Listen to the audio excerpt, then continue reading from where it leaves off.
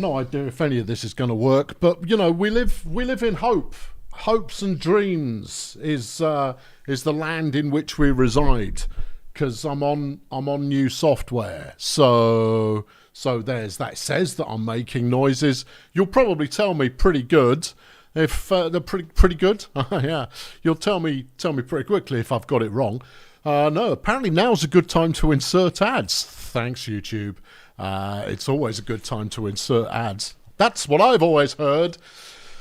Right, good. Welcome back, everybody. Well, there's been an amicable settlement in the refereeing strike, and we're back in business.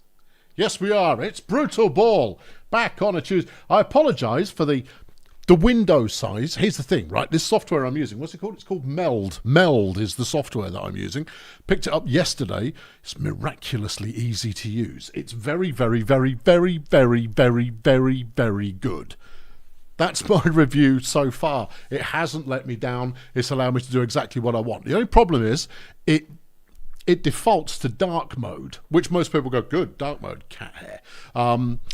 The thing is that the dark mode is such that the canvas area on which you plonk your video and your streaming bits and all that kind of stuff is pretty much the same colour as the surrounding interface. So it's not entirely clear exactly how well you're lining stuff up. Speaking of which, I'm cropping really bad. I need to slide this way a smidge. Is that better? Yeah, arguably it makes you look less than you do, and the green screen is not perfect, which is why I've got slightly green hair if you scrutinise it carefully. Let's get on with some Brutalball. First up today, we've got Stardozer Human Resources up against Cheerio Incorporated. Two fine teams. Now, mute that one. No, keep that one unmuted. Mute that one. Turn the volume down on this one to probably about there. How does this sound? That sounds quite quiet, if you ask me. Yeah, Meld Studio it's called. Yeah, we'll see how we go. Dye my hair green and it'll make me bald. It'll make me a bit odd. That's what it'll make me. Anyway, right, Stardozer. Stardozer are very much in contention for big things. Yeah. Probably going to make the Meld Studio. Meld Studio is what we're all about. Playoffs. Stardozer, Cheerio, not so much. Let's play the game. Good, right. Yeah, no, I've burned up all my enthusiasm for actually. Oh, that's not going to help. Do this, right? Does that all still? Yeah, that all still resonates. And then because I need access to this bit. There you go. Let me know if it's cutting any bits of the script. We're off and running. Okay, right. Cheerio, I've got a ball. That's Pony Genocide chucking a nice 13-yarder there. Here goes Alan Twerp. He's got it out to Party Boy, who we haven't seen. We haven't seen enough Party Boy this season, I don't think. But you know, it is what it is. Twerp with another optimistic throw there. Didn't go anywhere on first down. It's the home of Alundra Blood here, but they cough it up.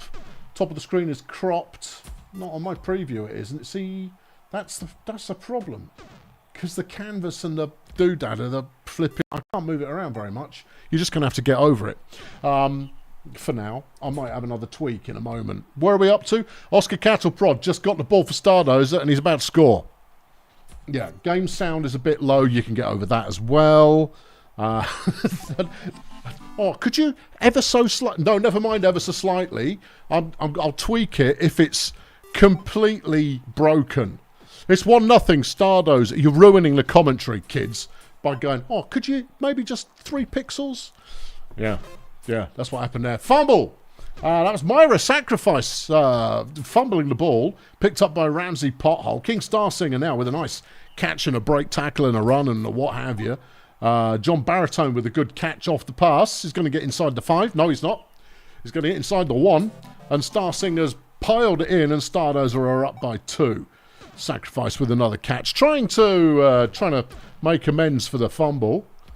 Myra Sacrifice fumbling the ball. You don't see that every day. She is team captain today. Yeah. Here goes Alundra Blood with a run for the first down. Okay, there's Johnny Baritone getting a deflection on that. There goes Alan the Twerp. He's off, he's running, he's got the first down. A Blood with the throw, and it's another first down.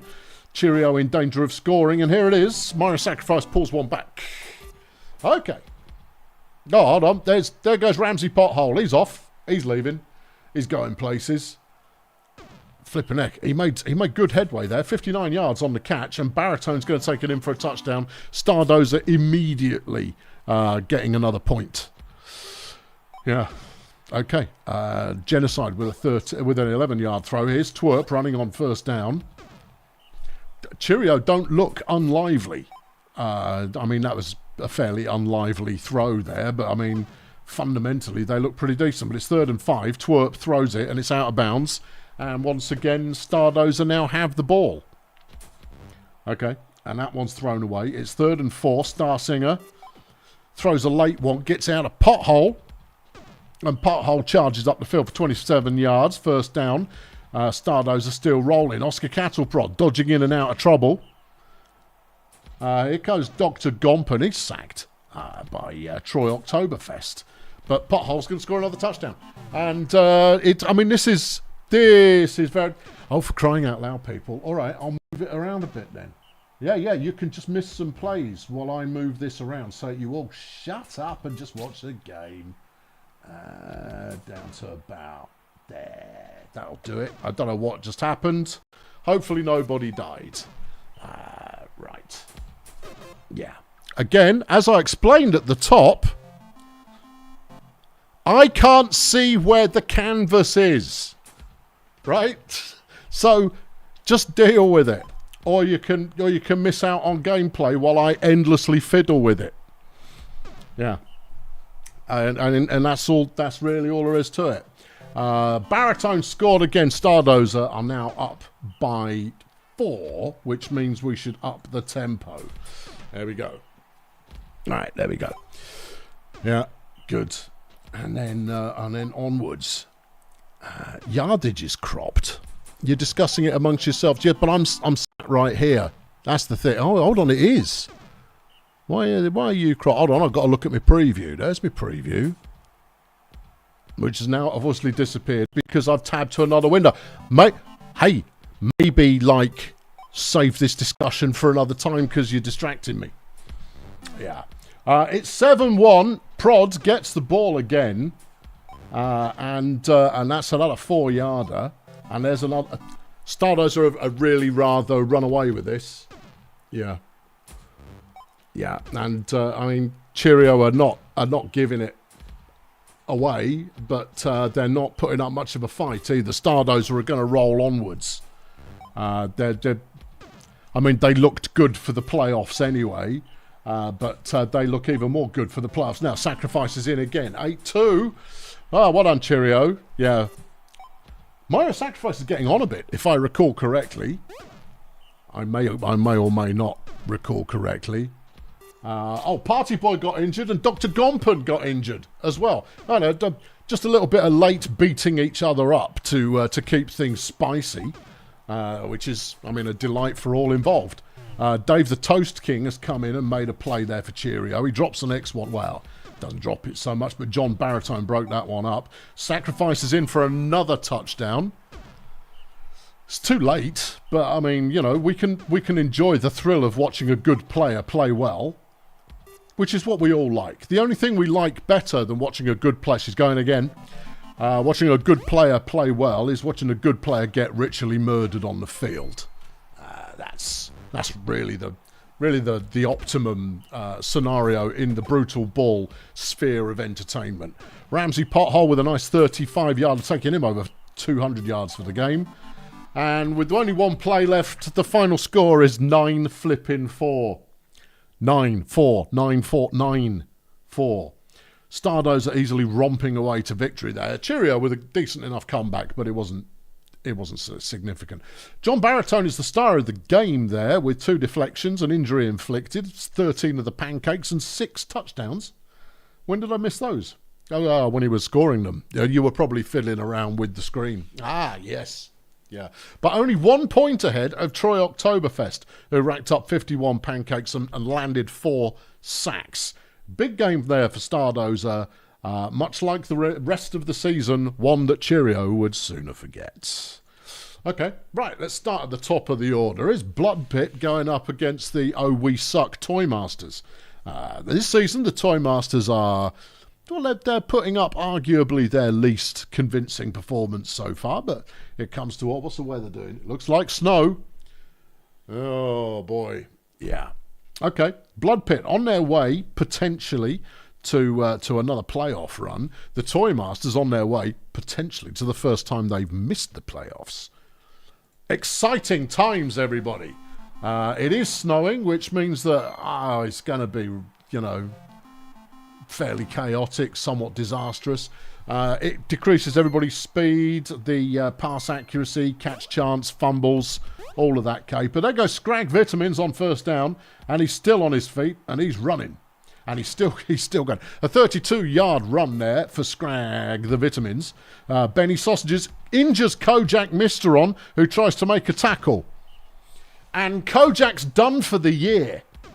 Well, that's huge, I think. And isn't this Kojak's last season?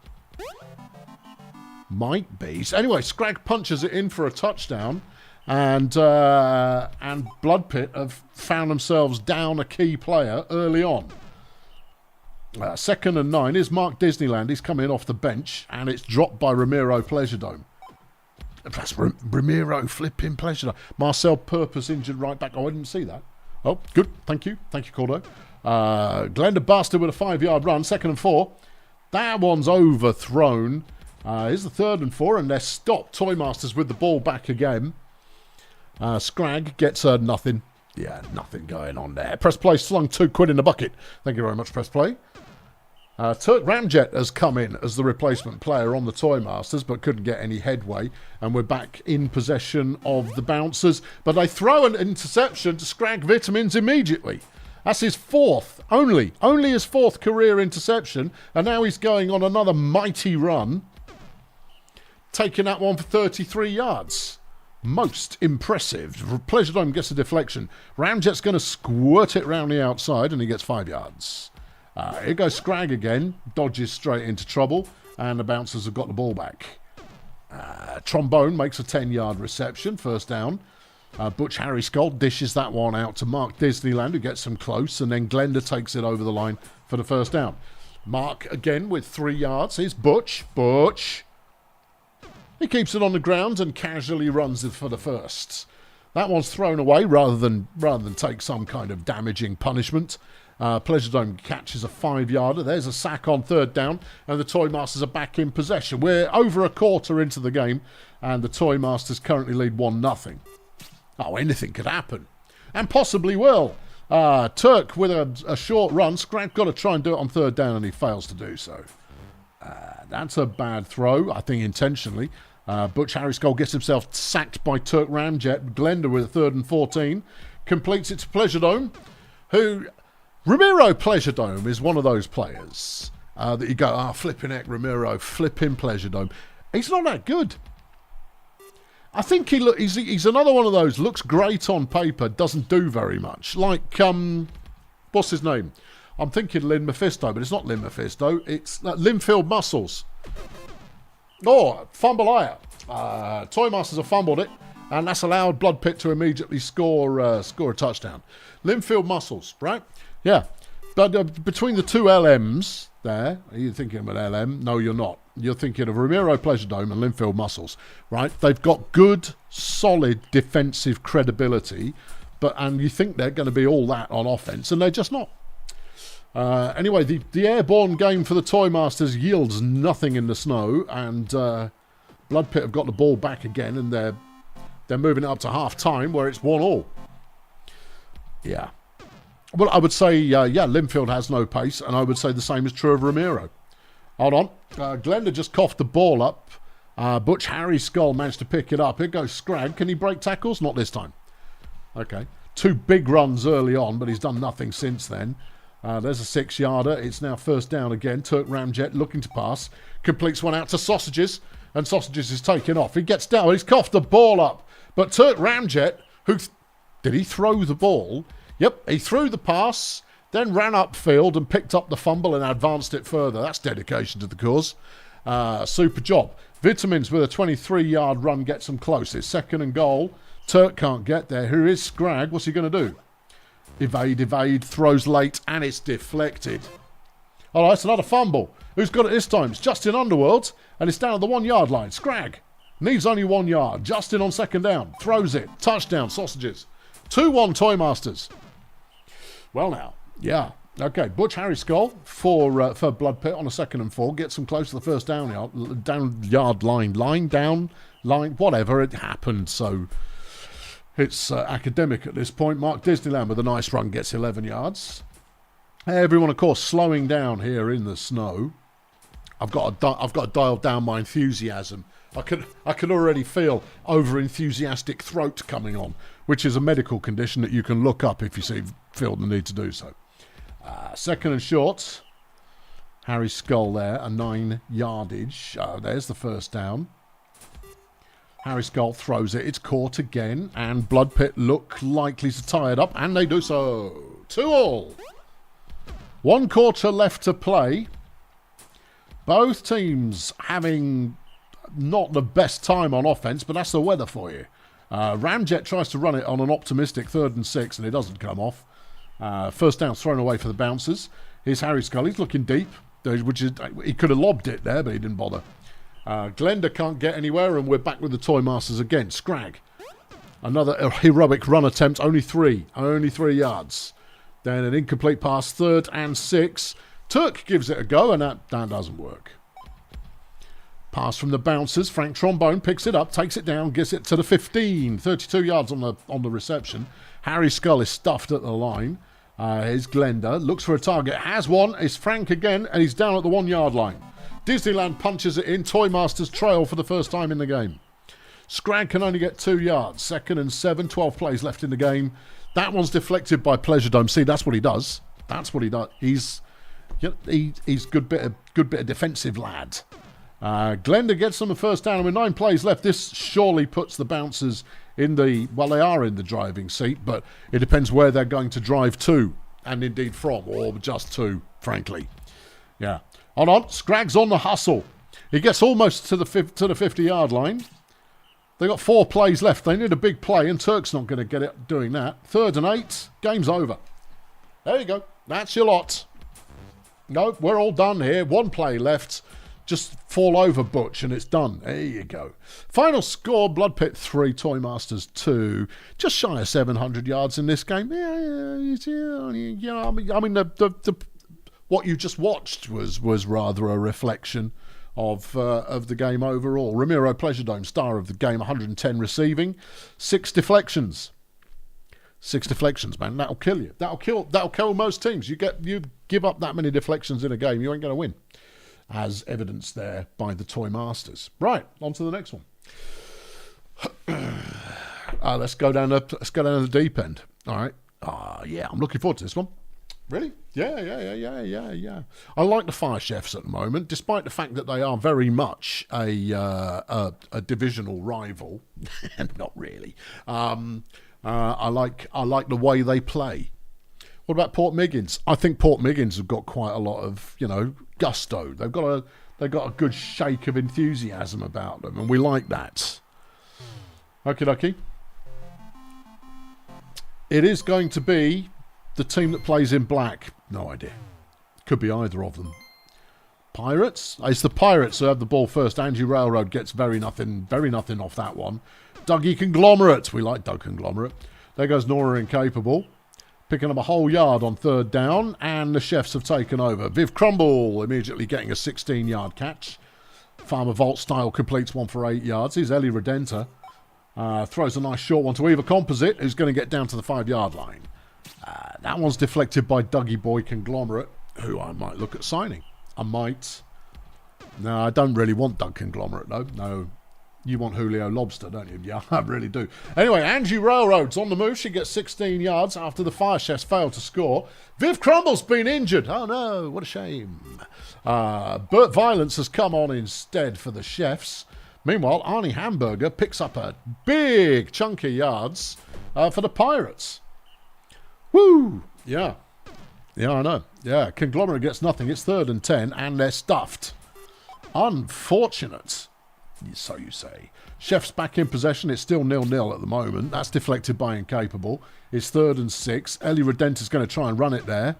Comes just short. Railroad with a 1-yard carry. Doug round the outside. Gets good blocks. Gets another good block and gets 13 yards on the carry. Incapable trying to keep it on the ground as well. Well, it did, but it didn't go very far. Lobster or a la carte. Both of them. A la carte's the good one, right? But I like lobster as well. Yeah, both Julios can come play for me. I'll be Julio Central. Burt Violence there with a nice catch for the Fire Chefs.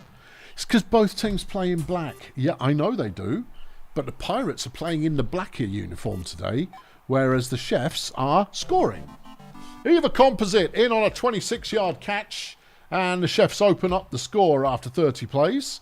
There goes Doug Conglomerate on another nice run, 18 yards on that one. But then they immediately throw an interception, and Bessie Grapeshot's picked... Oh, hold on, they've thrown it back again. Arnie Hamburger picked it straight back, and it's like nothing happened. Well, effectively, nothing did happen. Tobin Jocular coming up with the sack. It's 3rd and 11. Incapable is sacked and coughs the ball up as well. Not that it made that much of a difference, because that was 3rd down. Grapeshot runs for 11. Chef's in possession. Redentor gets 2 yards. Redentor with the throw. Gets that one out to Composite again, and she's got the legs. She's got a 1st down, 1 yard short of the end zone, and that one is converted 2-0 Chefs. Okay, all right. Arnie Hamburger with another 19-yard catch. Tell you what, Arnie Hamburger, he's having a good game. He is, but it's not helping the team out, though, is it? There's something malfunctioning up the front that is causing the team to not perform in the way that one would imagine the Chefs management, no, Pirates management would like to see. Yeah, I'm rusty, all right. I can't remember who plays for which team. Ellie Redentor with an 8-yard run. It's 2nd and 1. Chefs aiming for the end zone there, failed to do so. But that one's in. Burt Violence gets his 2nd of the game, and the Fire Chefs now up 3-0. Whew. Okay, all right. Half-time rolls around. Doug Conglomerate with another good run. He's got like 3-4 runs for over 10 yards in this game so far. But then he stuffs it on a few more. There goes Hamburger again. Look at him go. Yeah, a 51-yard catch. 3 catches for 130. Keep up that pace, Sunshine, and your contract is assured. Nora Incapable. It's intercepted by Ellie Redentor in the end zone. The Chefs there. What a stop. What a impressive piece of defending from the rookie. And they get the 1st down again. Eva Composite really proving her worth in this game. Having to make up for the absence of Viv Crumble. Oh, no. Who went out early. And there goes Composite again. Breaks 2 tackles and could go... No, it won't go the distance. Will go the distance. A 65-yard Eva Composite touchdown, and we'll activate the afterburners. Yeah. Now, you see, when you're up by a good chunk, we move into high speed mode. Arnie Hamburger, another nice catch. Yeah. I was going to make some sort of comment. Hamburger pulls one in, and the Pirates are now only trailing by 3.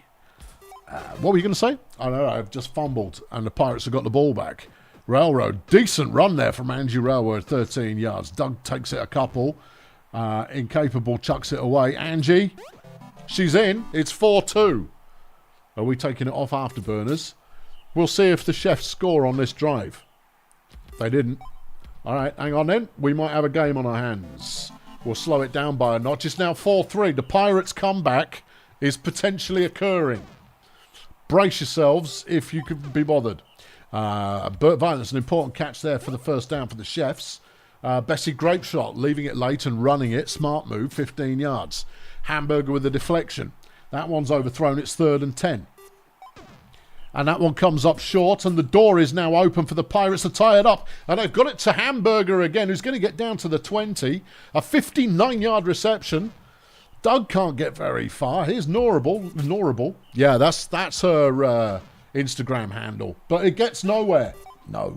Chefs have got it back. They could kill this game. They've got 12 plays, 11 plays left to go. A score will presumably put this one beyond reach as they chuck it to Eva Composite, who is having an all-time good game, I reckon. Yeah.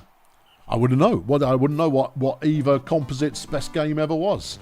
Chefs now up by 2, and that's surely put to bed any hope of a pirate comeback as they go out again on third. Well, that's it. Yeah, the Pirates are done. Chefs are going to come away with the win. The Pirates almost putting on a show there late, but it didn't quite come off. The final score, 5-3 to the Chefs. But star of the game is Arnie Hamburger for the Pirates. 299 yards receiving. Very respectable. 2 touchdowns, 2 deflections, and an interception. Over on the Chefs, Eva Composite, 220 yards receiving, 2 touchdowns, and a sack. You like to see a receiver getting a sack. And it just feels like, you know, that's the sort of thing that the crowds would really enjoy. They would, wouldn't they? They like the violence. We like the violence. We like that disco sound. Hey, here come the Stegenauts. They're taking on the Miners. Ooh, the Miners, they're not done for this season, Picks Creek. No, they could be challenging for their first playoffs. They've got an uphill battle ahead of them, and it goes uphill, but they're not out of it yet. But they're probably about to get fully wrecked by the Stegenauts. So let's see how that play. It's foggy though. Oh, in that case, all bets are off. Jimmy Drunken is going to get the ball first for the Miners. Come on, Jim, put on a classic. Jimmy Drunken is off for no yards. Okay. Pellegrino looked to pass to someone, couldn't see anyone, and then took off, picked up 18 yards on the ground. Chirp Scott, turn of speed, first down, Miners. Jimmy, he's backwards, he's forwards, he's got 2 yards.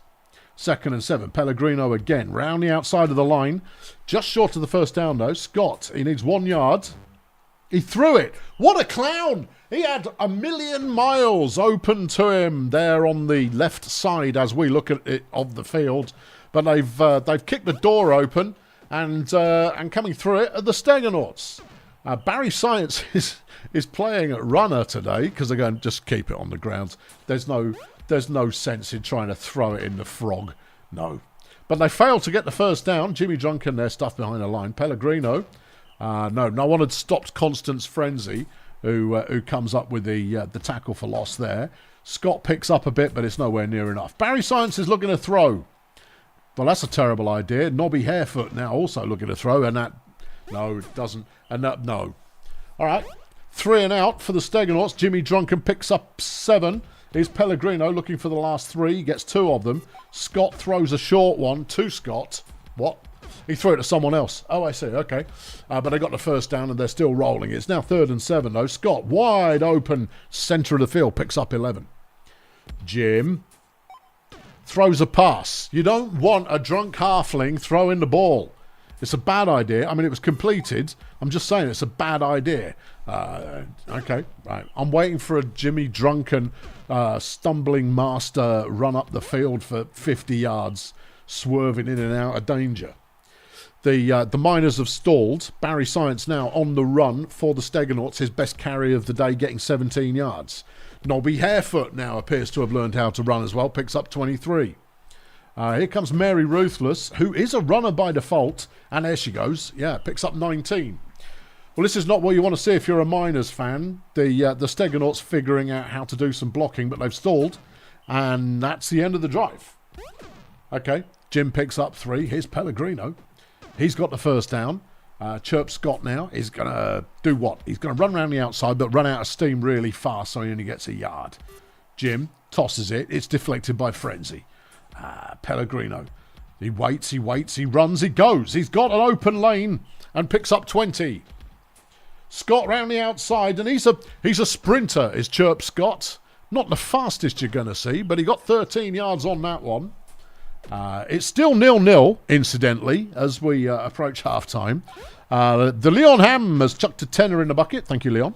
Much appreciated. It's 2nd and goal, meanwhile. The Miners looking to go ahead. Not quite, not on that one. 3rd and goal.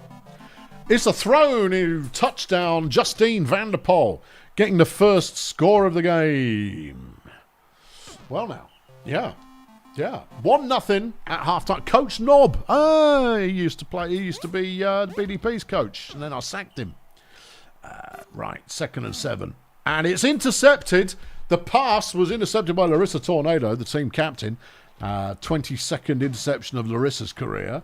It's now 2nd and 6. There goes Pellegrino. Okay, 3rd and 2. Scott left that one a bit late, but he throws it to Pellegrino and got open. Not bad. And then Jimmy Drunken's going to run it in. It's 2-0 to the Miners, and the Stegenauts are going, you know, we should have just stuck with our usual winning format, you know. Just, I mean, why? I mean, we were scared of the fog, and we decided to go with the ground game. But, you know, we've still got Muppets trying to throw the ball. And that's just not worked. Jim runs for 9. Miners are back in possession again. Pellegrino stumbles for the first down. Here's Chirp. He's got a good block there. That was Justine Vanderpoel with the block, and Chirp picks up 14. You want more game sounds? Oh, can happen. Here you go. I'll crank it some. There you go. Have some of that. There you go. And we're back. Yeah. There you go. Lots more game sound. You're going to go, oh no, but the game sounds too loud now. Please adjust it again while we miss a couple more plays. Yeah, no, I'm just saying. There goes Mary. She's round the outside. Stegenauts in possession. They've got a first down. Barry Science, his best move so far. Big Baz gets down 25 yards. He's got 100 yards in the game now. Oh, okay. Mary, a 2nd and 8 is going to score. It's 2-1, and we've got just over a quarter left to play. Ooh, Pellegrino on 2nd down. He hasn't really got the pace for it. Yeah. Chirp Scott goes around the outside. Crank Virtue's been injured. Unclear where Crank was actually playing in the formation, so it's not that critical, I would say. Mary Ruthless, nice piece of running. Slaying tackles left and right, picks up 30 yards. Barry's going to run it a bit more. He doesn't get there. Nobby now tries it. He doesn't get there. It's 3rd and goal. Mary is stuffed behind the line. A fantastic piece of defence from the Miners. And there goes a big Jimmy Drunken run. Swerving out of danger and hopping it 37 yards downfield. Pellegrino now wants to try something similar. Well, he does good enough. That's 14 yards. Chirpy boy, Chirp, picks up 4. Here's Jim. 2nd and 5. He picks up 4 of them. Omar needs only 1 yard, and he picks that up, and he's got the space. That's Father Tempest. He's had a quiet game. He really has. But you see, you'd see him more if he had the opportunity to sack people. Well, what I will tell you is, based on the performance in this game so far, a score here, which has happened, means that the Stegenauts are probably going to lose this game. They've got just about enough time if they get a shake on.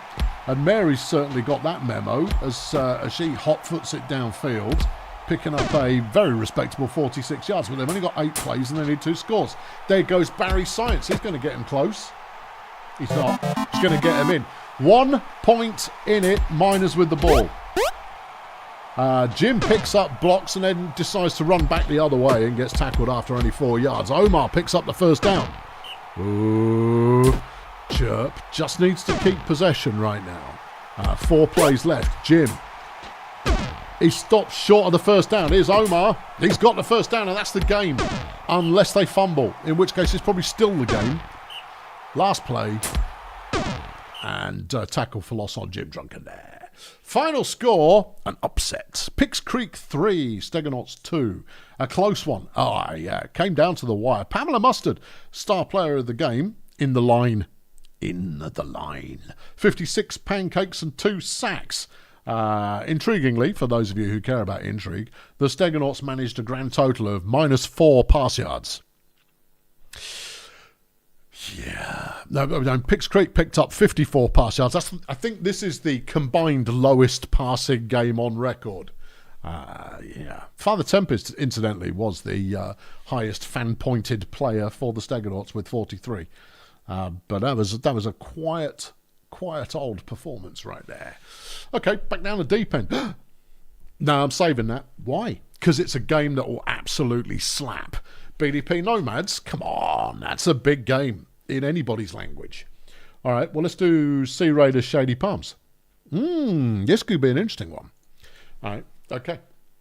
What do we know about these teams? Well, neither of them have got a winning record. Right. Okay, good. Anything else? I'm seeing an awful lot of rookies on the field. Paul Flippin' Dagger. It's foggy again. Oh, man. Here we go. This is going to be a slowly ground out game on the floor. There are lots of tussling. That's what's happening. Yeah, tussling aplenty. All right, Sectarian Thunderclap gets things underway for Shady Palms. What a run, 22 yards. Pedro Ubiquitous now, picking up 2. Here's Tower D Burbs, who's running around the outside of the line and picks up another 4. 3rd and 2. Sectarian's got the ball, doesn't seem to know which way he's going. Bernard Dunk for Bongolia has been injured by Margaret Ann Sprinkles, but Zoltan's come on. Zoltan's not that great. Yeah. Burbs now looking for a friend. Can't find one, runs it, doesn't get very far. Thunderclap is also looking to throw it. Why? Why are you trying to throw in this weather? And the Palms have gone out. An immediate pass on first down for Bongolia, and it's Ziggy Whippet who's received the thing. Who's just breaking every tackle coming their way. 51 yards on the reception. Heimlich can't get anywhere on the ground. Barty Cone Drop there takes off, coughs the ball up. But they do recover. It's a 3rd and 4. Cone Drop now catching the ball down into the end zone. Well now, 1-0, Sea Raiders. Thunderclap to the outside of the line again. And another good run, 12 yards. Ubiquitous tosses that one, but it's intercepted by Whippet, and they're going to have to hustle to catch him. And they don't. That's a pick 6 for Ziggy Whippets. And just like that, Bongolia are up by 2. Hang on, he's got another one. He's going to go again. Oh, man. That's 2 pick 6s for Ziggy Whippets. Can you name the last player who had 2 interceptions for a touchdown in one game? Can you? Can you name that player? Who was that player? Who was it? I'm not saying it's an omen, but it is. Anyway, Bongolia with the ball. Shady Palms are all over. They're all at sea. And on that sea are the Raiders. Thunderclap with the run, as Shady Palms managed to do a bit of defence. Ubiquitous with a nice charge up the middle there, picks up 13 yards. Here's Burbs. He looks to throw. He should stop doing that because it's not worked out well for them so far. Okay. Yeah. Paul Dagger coming up with a sack, and Bongolia have got the ball back. Yeah. There goes Heimlich. Yeah. Cone Drop doesn't manage to do very much, and the Palms have got the ball back, but they've thrown it again, and Paul Tribunal gets a pick 6. Oh, man. Oh, ow. I don't know. Bongolia have scored 4 points in this game, 3 of them having come from interceptions. Yikes. Anyway, Shady Palms stopped throwing the ball in the fog. I mean, the weather report was available to you before the game, and you had a month to go, what might work in the fog? Let's throw the ball with gay abandon. Sure. Here goes Tower. He's got a nice first down there with 11 yards. And Shady Palm's going to score. Burbs is in. 4-1 is the score. There goes Tribunal. Tribunal picks up a bit there. Heimlich now. Doesn't really get much traction. 3rd and 1. Cone Drop can't get there, and the Palms have got the ball back. Now, can they recover from some really shonky passing that they've done so far? Ziggy Whippet has been injured. Okay, at least he wasn't, killed. And Muzio has come on as a replacement. It is 4-2 now. Palms have pulled one back. Cone Drop up the middle. Yeah. See, no one likes a player who starts getting all cocky and going like, oh, I'm just doing it all. No, they tend to get killed or beaten up. And that's what's happened here. There goes Mikey Boy Heimlich, and he's picked up 9. Cone Drop picks up the first down, and we hit half time. Bongolia 4, Palms 2. But I don't know. It's tricky to say which way the momentum's going at the moment. Paul Tribunal, a nice 24-yard run. Heimlich, another nowhere run. Not quite getting the blocking that he needs. It's 3rd and 6. Here's Tribunal again. And he's stopped short. Who? Palms. Nomads playing the same colour. Yeah. There goes Burbs. When I saw that Tower D Burbs, which is a name that I thoroughly enjoy, was playing in this game, I thought, really? He's quite low down the list. But I look at him, I went like, I'm not sure he's going to be convincing. But so far, I'm moderately convinced. So there you are. Burbs throws. It's caught by Ubiquitous, who has himself a first down and more inside the 5. A 26-yard reception. Thunderclap's going to try and run it in and does so. Shady Palms only trailing by 1 now. Spack Freely coming up with a sack. Mike Heimlich, his best run of the day, and he's got himself a first down. Well, not just for him. He got it for the team as well. He's a very team-minded player. Tribunal throws one. It's caught by Muzzio. Gets 9 yards. Heimlich on a first down. Here, there, and everywhere, and 5 yards. Okay. Cone drop. Gets the first down very slowly. Gnomish power. Yeah, I mean, that's not something that people tend to advertise. Tribunal, that's his name, was trying to go places, but Heimlich's going to punch it in, and Bongolia extend the lead. It's now 5-3. Margaret and Sprinkles getting a catch. Nice, 28 yards. Ubiquitous is sacked by Big Rod McGurk. Here's Burbs, taking his time, looking for a target. Can't find one, decides to take off. Tackled by Tribunal after just 5 yards. It's 3rd and 6. Thunderclaps around the outside, but he has to evade a tackle, and he does so into trouble, and that's the end of that then. Yep, Sprinkles with a deflection, and Mikey Heimlich is off to the races again. He's not going to get all the way to the races. Polly Babylon, oh no, has been injured. I think she's playing in the line. Either way, Triple J has subbed in late in the game. Now, I seem to recall Triple J Schweitzer being actually very, very violent, but I could be mistaken. Either way, he's another one with a good name that I like. Yeah. Mike Heimlich on 2nd and 12, managing to pick up 6. Here goes Cone Drop to try and keep the Bongolian drive alive. And he does so, and scores a touchdown. 6-3. Sea Raiders have got this one by the scruff of the neck. Muzzio's found himself injured by Triple J Schweitzer. Hold on. Vera Contagion's just intercepted the ball, having come off the bench, made a pick-off. Yeah, Triple J was a Muttley name originally, but since he changed to Triple J, he's taken on slightly different characteristics. 7-3 is the score. Shady Palms having to try and something, and they haven't. No, this one's done. You can hit the afterburners. Yeah, all right, okay. There's only 10 plays left. Yeah, where's my mouse? So there it is, look. Yeah. All right. Throw one away. Tribunal's going to scamper. Doesn't get very far. Sectarian sacked by Alan Prototype. There goes Margaret Ann. Sure, she can catch, but she's not flashy. Burbs, meanwhile, has got a potentially interesting career ahead of them if they can stay healthy for long enough. Ubiquitous gets nowhere. 3rd and 10. Margaret Ann with another catch. First down at the 1-yard line. And there's a consolation touchdown for the Palms. This one is done, though. Paul Tribunal wrapping it up for us there. 7-4 the final score. Bongolia win that one over Shady Palms. Paul Tribunal getting player of the game with 100 passing, 100 rushing, and 3 touchdowns. He also picked off an interception, just because he was passing, really. Ziggy Whippet probably would have got player of the day if he'd stayed uninjured for long enough. But he didn't, so he didn't. Margaret Ann, incidentally, got the best performance for Shady Palms with 59 fan points. Doing a bit of everything, fundamentally. A bit, as you say, of everything.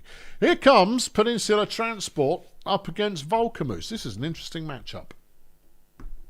Why is that, then?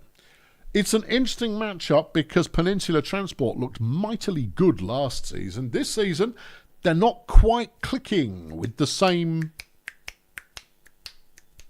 Yeah. Meanwhile, Vulcamoose last season were a complete catastrophe, but this year they've bounced back and seem to be them old selves again. So is it the return to form of the former bowl winners, or are the young upstarts going to continue starting up? Well, it's a beautiful day for some Brutalball, I'll tell you that for nothing. Well, that's nice. It's nice to be out of the fog. Yeah. Okay, Felipe flexing for Vulcamoose gets the first carry of the game, 4 yards for him. Ron Ground throws it away. And Xavier Sensation is going to try for the first down, gets the first down. Lobster bringing him down after 14 yards. Flexing, another nice run. 11 and a first. Ron chucks it. It's caught by Viggy the Viking, who is slow, but gets 16 yards anyway. Sensation with a 2-yard carry. Here goes flexing again. Vulcamoose moving the ball adequately, but they go out on a third down. Here's Gabe Transistor, easily the star player of the team, easily picking up a 20-yard first down there. Hank Fungi chucks it away. Here's Julio Lobster now on 2nd and 10. A mere 1 yard carry. Transistor gets nothing. And Vulcamoose had it back very briefly. They throw it to Fungi, who intercepted that thing. And Peninsula are, they're within some distance of the goal line, but they can't quite get the first down. And Vulcamoose are on the move again. Ground on 2nd and 7, throws that one a million miles out of bounds. Sensation is then sacked, and PT have got the ball back again. Yep, not on first down they don't. They've thrown it to Lobster, who busts through a tackle, and they're inside the 10. First down, Lobster runs to the outside, but there's not enough space for him to get anywhere. Transistor can't get anywhere through the middle. Fungible completes, but it's short of the goal. 2nd and 7. Vulcamoose starting from inside their own end zone there, but they've already broken clear of that thanks to a nice catch from Erlen Dickberg. Sensation now with a nice run, gets them up towards halfway. Flexing will take them past halfway. And that field position has been flipped in no time flat. Dickberg, nobody was marking him. And he gets 32 yards for his trouble. Paolo Condiments apparently is marking him, but I don't see why he's falling over so much. Yeah, but it's 3rd and 9 now. And the first down is not coming. Peninsula Transport get it back again after a decent piece of just when we needed it defending. Trace Attitude picks up a first, a 10-yard catch. Julio with 1. Chris Biscuit issues a tackle for loss. And on 3rd down, nothing doing, and Vulcamoose have got the ball again. That one's complete to Viking, but it's 3rd and 3. Here's Sensation. That one's gone to Dickberg, who has the first down. Flexin now runs it and gets a little bit there. He's going to get more than a little bit. He gets a touchdown. Opening score of the game only took 41 plays. In perfect brutal ball weather. This is a very even matchup. Neither offence particularly managing to fire on as many cylinders as they might have at their disposal. Gabe Transistor tries to do it on a 2nd and 2. It doesn't get there. Fungible, though, completes to Attitude, who will be down at the 5. Yeah. A 36-yard catch. Lobster, end zone. Intercepted by Dickberg, who is making his presence felt on the field. And that one is returned quite cleanly. Vulcamoose with a mighty save there. And they've got the ball back, and they're at the halfway line already. Sensation getting stuffed for a loss by Halberd, and at half-time it is 1-0. 1-0? Yeah, I know. You give players a month off and they forget how to play. Yeah. Anyway, Peninsula Transport have got possession back again. Gabe runs it for a bit. There goes Fungi. He picks up 6. Lobster now gets nothing. Transistor gets less than that. And then on 3rd and 10, Fungible gets about the same. And the Saints have got it back once again. Ron, a nice 21-yard catch from Ron Ground, the rookie. He then throws it, and that one's caught by Viking. Sensation now throwing it, caught by Viking again, and the Saints are about the 5-yard line. It goes Ground on the 2nd down. It's a touchdown to Viking. 2-0 Saints. And this is where you really want to see a Peninsula Transport comeback drive of magnificence. Trace Attitude is doing some of that work, and that takes her over 2,000 yards receiving in her career. Nice. Well, I mean, it's all right. I mean, she's a foundation player, so you would argue that maybe a few more yards. And anyway, that's drive stalled out. Yeah. All right. 3rd and 3. Sensation picking up the first down for the Saints. There's only 30 plays left in this game. But it's close enough that I don't press the hustle button. Oh, well. It's not the end of the world. No. As long as we're good in good time, that's the only thing that really matters. Right, Peninsula Transport on a 2nd and 3, getting nothing. It's now 3rd and 3. Lobster has thrown the ball into the hands of Zerwin Trumpet. And the Saints take over from the opposing 33-ish. Flexin runs for a first after the catch. Sensation around the outside of the line. He has to fight for it to get nothing. That's complete, and Dickberg's got a touchdown.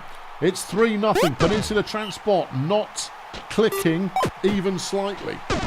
They look like they are, and then they do 3 where they just don't. Yeah, and it's just not, it's not giving. 15 plays remain. Peninsula in possession at the moment. Trace Attitude is having a decent day receiving, up to around 150 yards catching. Transistor is in. It's 3-1. Yeah, but I mean, unless they pick up a turnover, I'm not slowing it down. They picked up a turnover. Diego ASMR, a scoop and score. 7 plays left. Vulcamoose in possession. Well now. Yeah, but they could just run the clock out by not screwing it up. Okay, flexing goes nowhere. Ron throws it to the ground, and Sensation on 3rd and 9, giving Peninsula 1 play. They needed more than 1 play. Final score, Vulcamoose 3, Peninsula Transport 2. Chris Biscuit, star of the game, with only 53, just 53 fan points, 48 pancakes, and a tackle for loss. Diego ASMR gets player of the game for Peninsula, having done on paper not an awful lot, but he did get that fumble recovery touchdown. Close games are good games, but are they? What's going on in my head? Nothing out of the ordinary. Okay, right, fine. Now, who's next on the docket? We're down this end. You probably want to get a wriggle on. Here's Colonel Space. I know. That's game of the day. KSA up against Grunt. Flipping heck. That's an absolute Goliath of a titan of a game. That really is. Yeah, okay. Sportsball Union are taking on the Sunshine Fun Bus. Okay. What do you need to know that you don't already know? Sportsball Union, one of the stories of the year alongside their division mates, the Sweaty Marsupials. Sunshine Fun Bus. Sunshine Fun Bus could be an epic team any second. It could just happen. No changes, just all of a sudden they're unstoppable. Well, they've got the ball first. Let's see how they've thrown the ball away. Jackson Clowncar having made the interception. Yeah, I know. That's gone against the narrative a little bit. Beam and Hurricane throws it to Clowncar on 3rd and short, and there's the first score of the game. Sports ball up 1-0. That's a nothing going there. Hunkerdome run, and it's intercepted. Flirty Gumshoes picked it off. There goes Jackie Clowncar. He picks up 24 yards, making it look effortless, and there's a touchdown. Look, I was trying to spin some kind of, plucky underdogs, come from behind, start looking really great any second. Yeah, that was lies, wasn't it? No, I still happen to believe that. Anyway, it's 3rd and 10 to the Fun Bus, and they throw it away. And here comes Sports Ball. Jackson Clowncar apparently can throw as well as run and catch, and that's a 21-yard pass. That's just not what you want to see. He's in his final season. Oh, okay.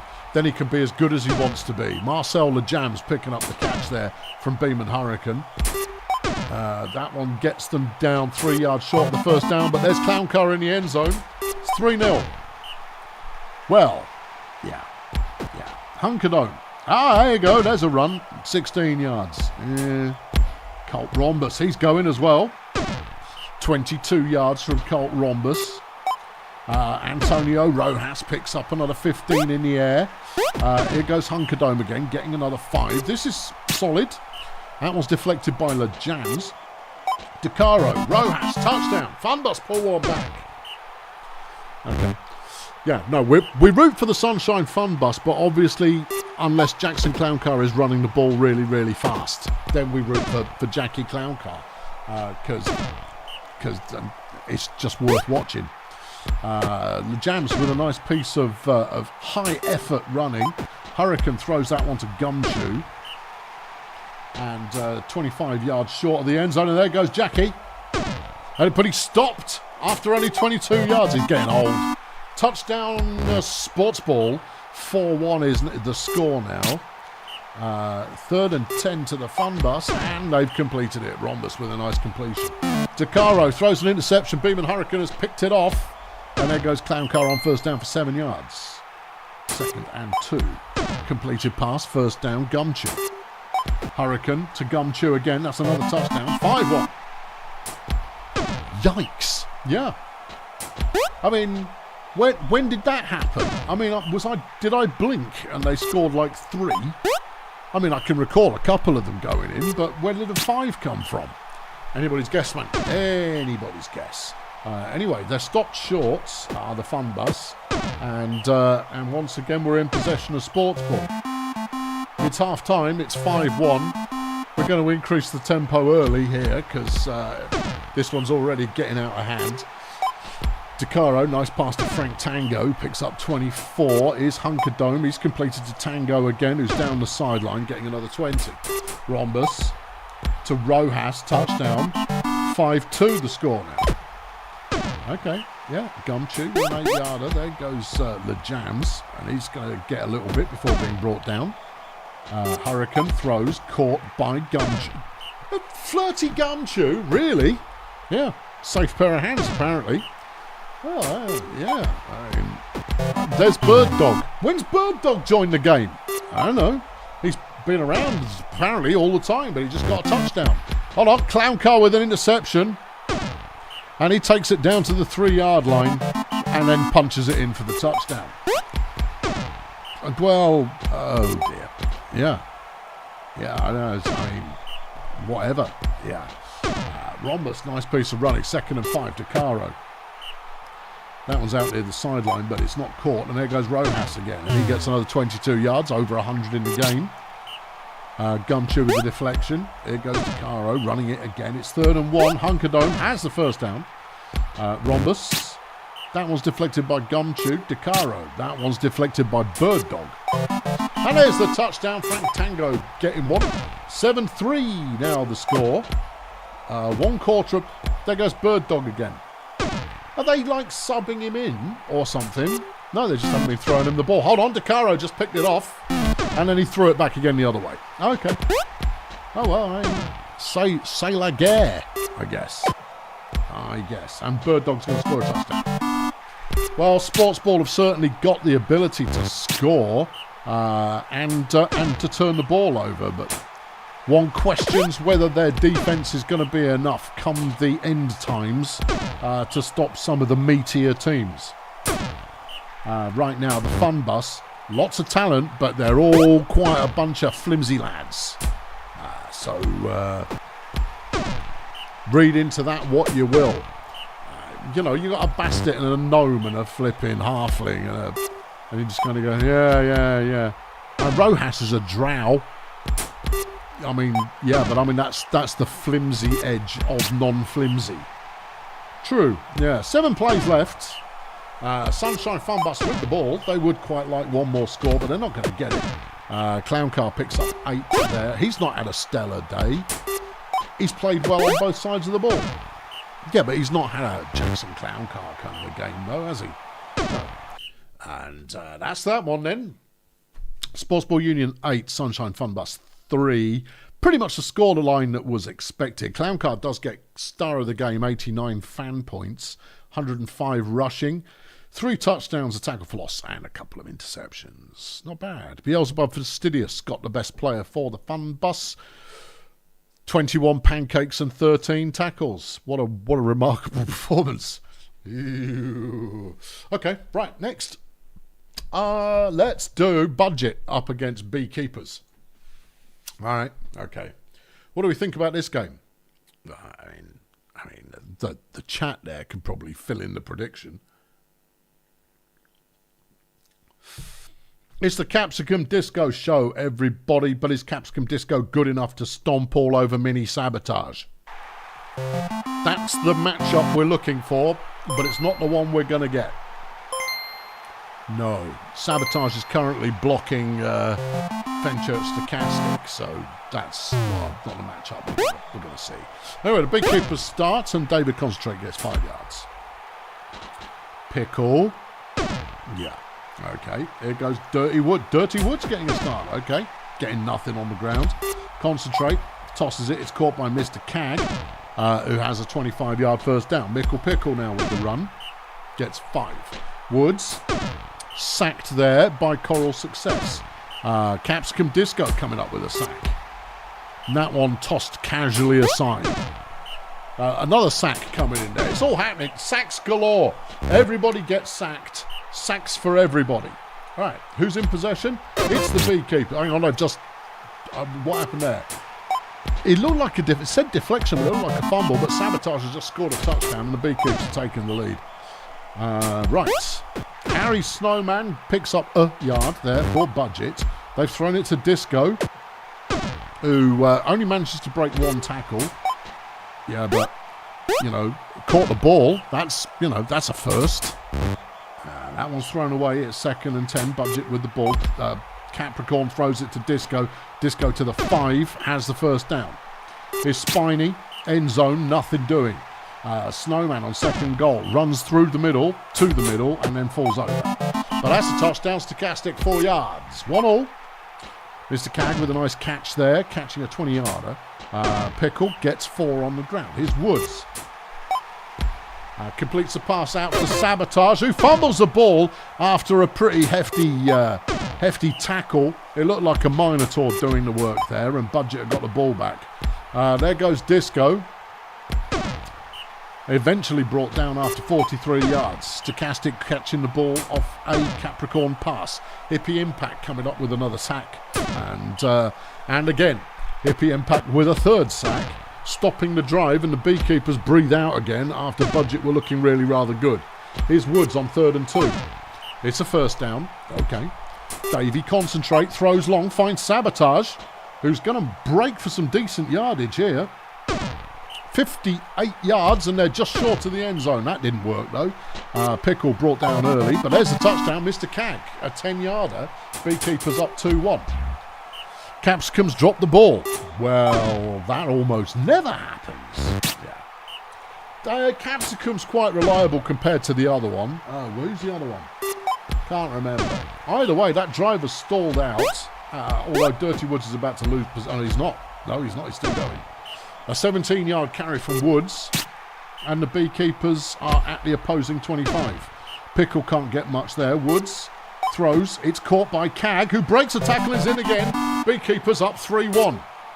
Well, this is a shock result so far. Can the Beekeepers hold on?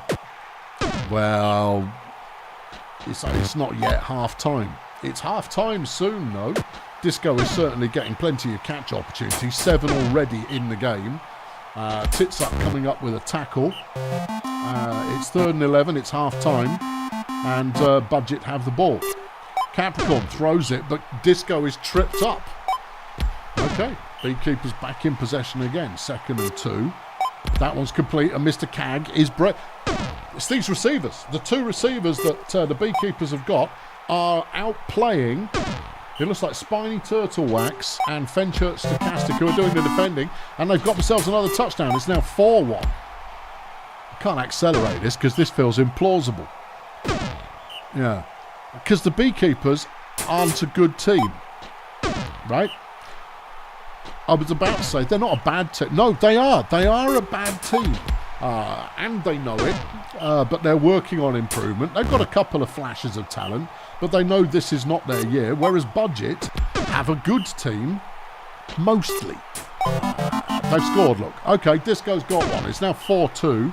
But the Beekeepers can stay in this if they can stay in it. There's only 35 plays left. Beekeepers have got a 2-point lead right now. Concentrate does nothing on 2nd down. Here's Pickle, 3rd and 9. Good throw, caught by Sabotage. Stochastic is doing a very poor job at blocking Mini Sabotage. Turtle Wax with the deflection, and there's Sabotage touchdown. The team captain is now 5-2. And Budget are going to be like, flipping, just, oh, cut me some. This was supposed to be an easy one, and it has not turned out that way as they give the ball up on 3rd and 8. Pickle throws it. It's incomplete. Woods on 3rd and 11. Sabotage again. Woods looked terrible at the start of the game, but now is actually looking like a reasonably reliable passer, but that just could be the matchups. Woods, Sabotage, end zone, touchdown, 6-2. Well, yeah, afterburners. No, upset be damned. There it is. Yeah. Mr. Cag, third deflection in this game. Capsicum's dropped another one. Beekeepers have got it back again. Sabotage with a nice catch, gets 7. Pickle throws one away. It's 3rd and 2. That one's deflected, though. Okay. Disco's probably going to score. 6-3. Can the Beekeepers hold on? Well, they've done the right move there. They've thrown it to Pickle, who's got a turn of speed, picks up 42 yards. There goes Sabotage again. That's another touchdown. David Concentrate's been injured by Harry Snowman, and Leon Ham has come into play. Okay. All right. Leon, are you any good? Do you know? I think this might be your debut if you actually get to see the ball. 3rd and 10.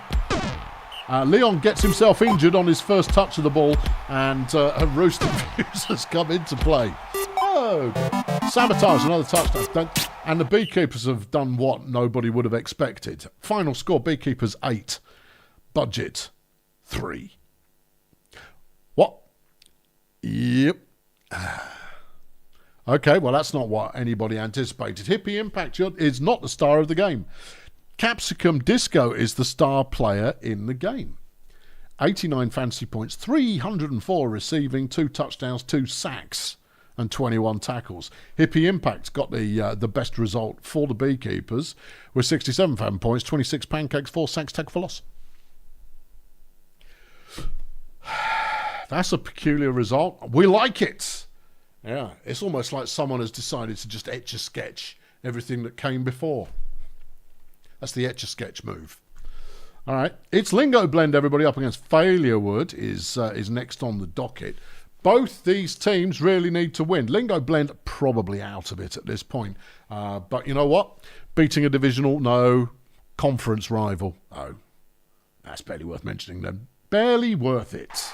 And the weather, it is a blessed game, so this one could have some scores. Okay. All right, yeah.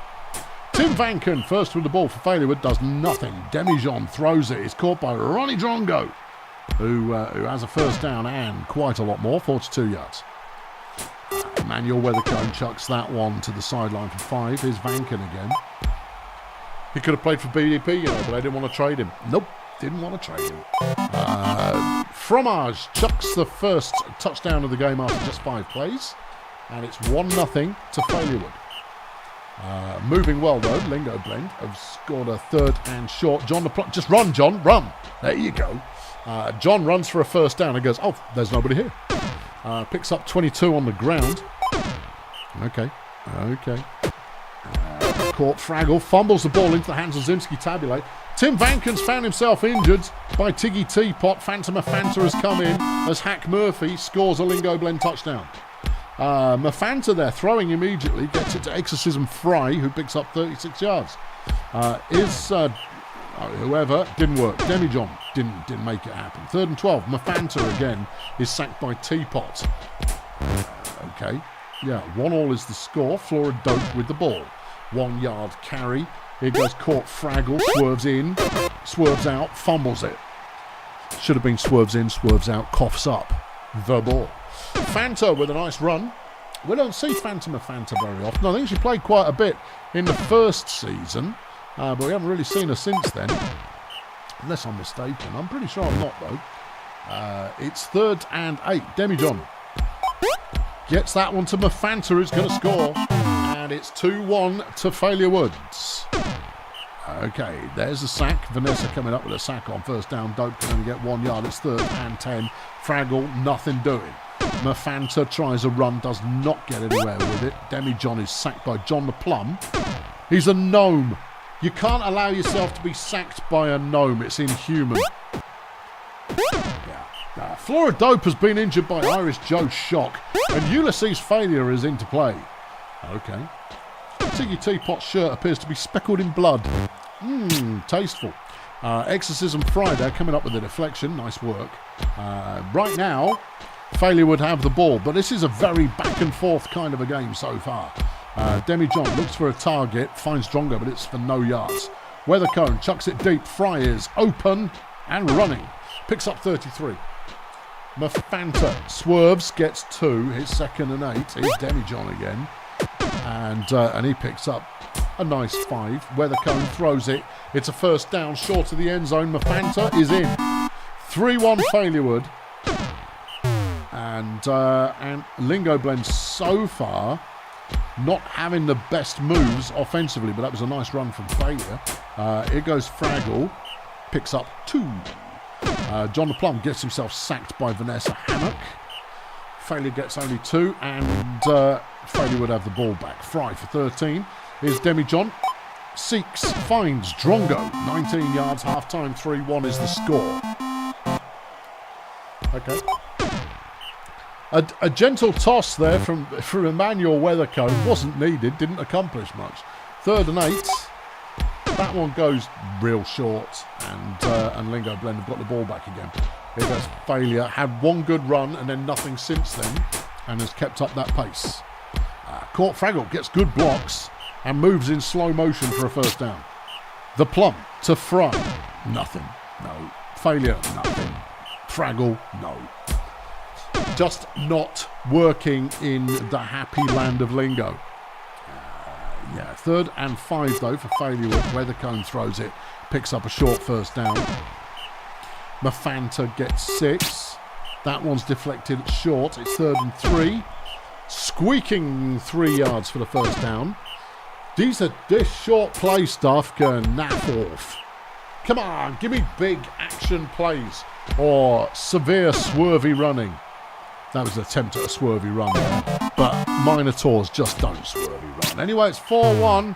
Failurewood very much in control. We will put on 1 notch of speed on this one, just in case the Blend can pull one back. They're capable of it, just about, but they're a team very much in need of a rethink, a rework, and a few more people on the roster. Fry, nice catch, nice go. Down to the 4-yard line, a 49-yarder. End zone deflected by Ferrite. However, Fanta completes to Drongo, and it's now 5-1 with 20 plays remaining. Yeah, big throw. Yeah, Ferrite making the catch. Yeah. Yep, you just feel sorry for Hank Murphy. Yep. Yeah, lost his best friend.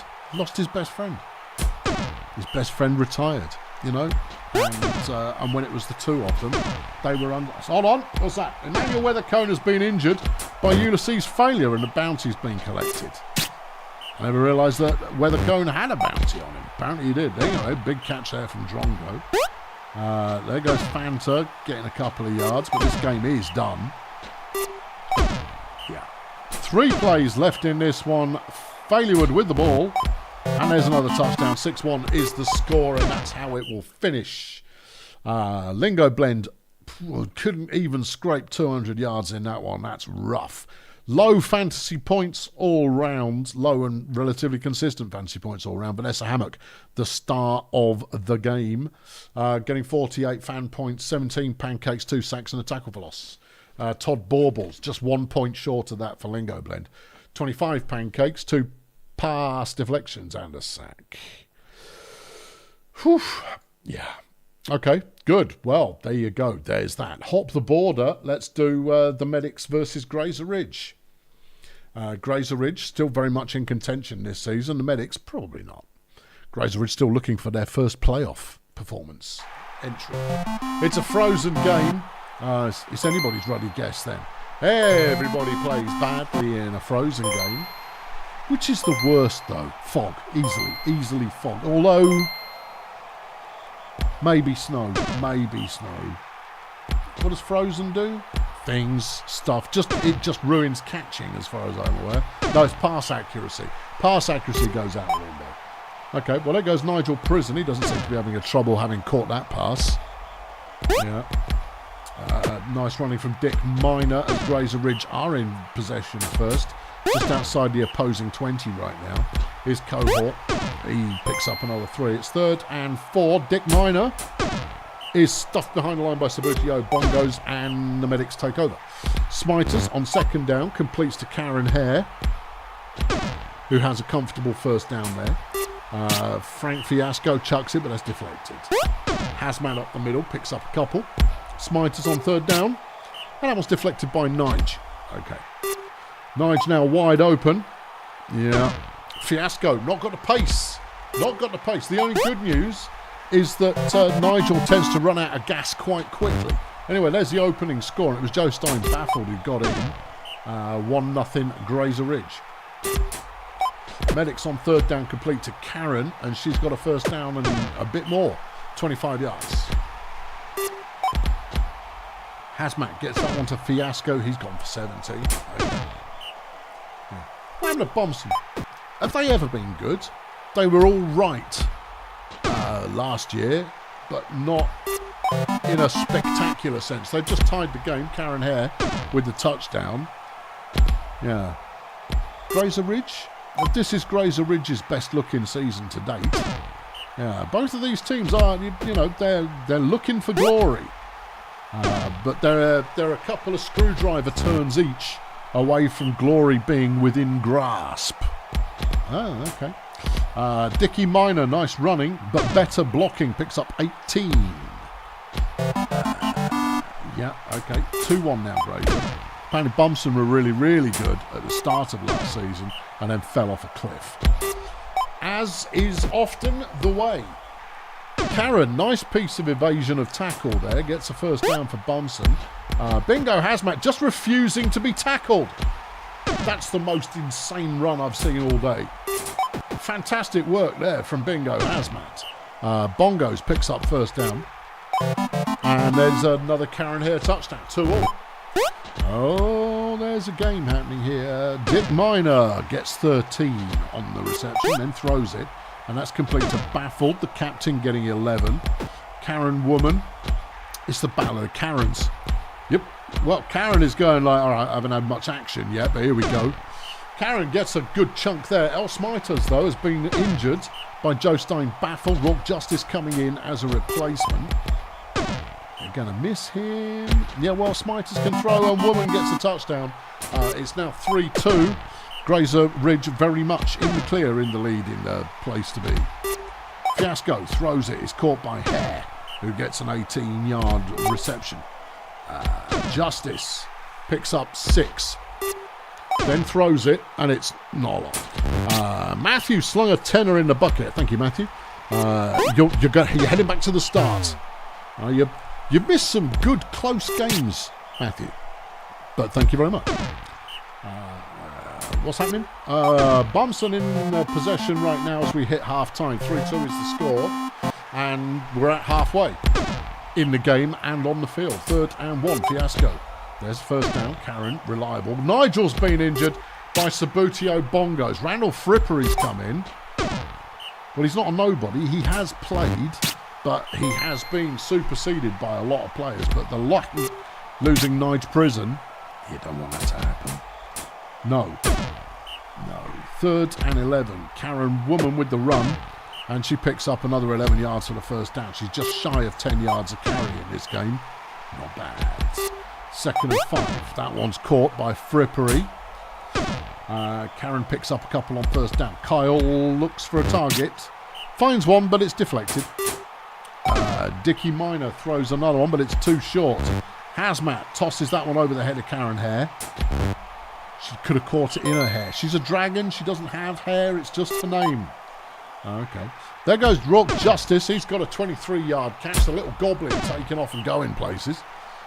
Here goes Justice to the outside of the line. Not quite outpacing Dick Minor, which will be humiliating. Bongos, nice catch. First down. Here goes Hazmat. He's trying to run through the middle again. And he's doing that swervy stuff, but it doesn't go quite as far this time. Karen gets the catch, and they're just outside the 5-yard line. Sacked by all. Blackfinger on first down. On second, they don't get very far. 3rd and goal, and they end up short. But Graser Ridge is starting in their own end zone. Kyle pulls them out of the end zone. Dick throws it. It's caught. No, it's not. Hazmat's intercepted it. Justice gets them back to the 5-yard line. They're going again. Justice up the middle. 3-3 now. Good. You see, Nige is not a great defender. But on offense, you throw the ball to Nigel Prison. He deflects it a bit. Yeah, but he's not a great ball defender. Just let me finish the thought, would you? But you throw it to him on offense, and he's going to get you 30, 40 yards up the field, which means you've only got to make a few plays work. Okay. So you'd say the momentum is shifting gently in the direction of Bumson. Look at this run from Hazmat. Great run from Bingo Hazmat, 37 yards. Justice throws to the flat. It's Fiasco who's got it, but he only picks up a couple. Fiasco now throwing it, gets it to Bongos, and she's in, and Bumson take the lead. Okay. There goes Baffled. Yeah. Wide open, no one covering him. 51 whole yards for the captain. Dick Minor gets a first down, and they're already inside the opposing 15, but Bongos has intercepted the pass, and the momentum is very much Bumson now. There's only 9 plays left, and they just need to keep hold of it, and Hazmat's on another killer run. And he's still going. This is a great run from Hazmat. 54 yards, 7 carries for 135, just shy of 20 yards a carry. That's nuts. Game over. Oh, medics.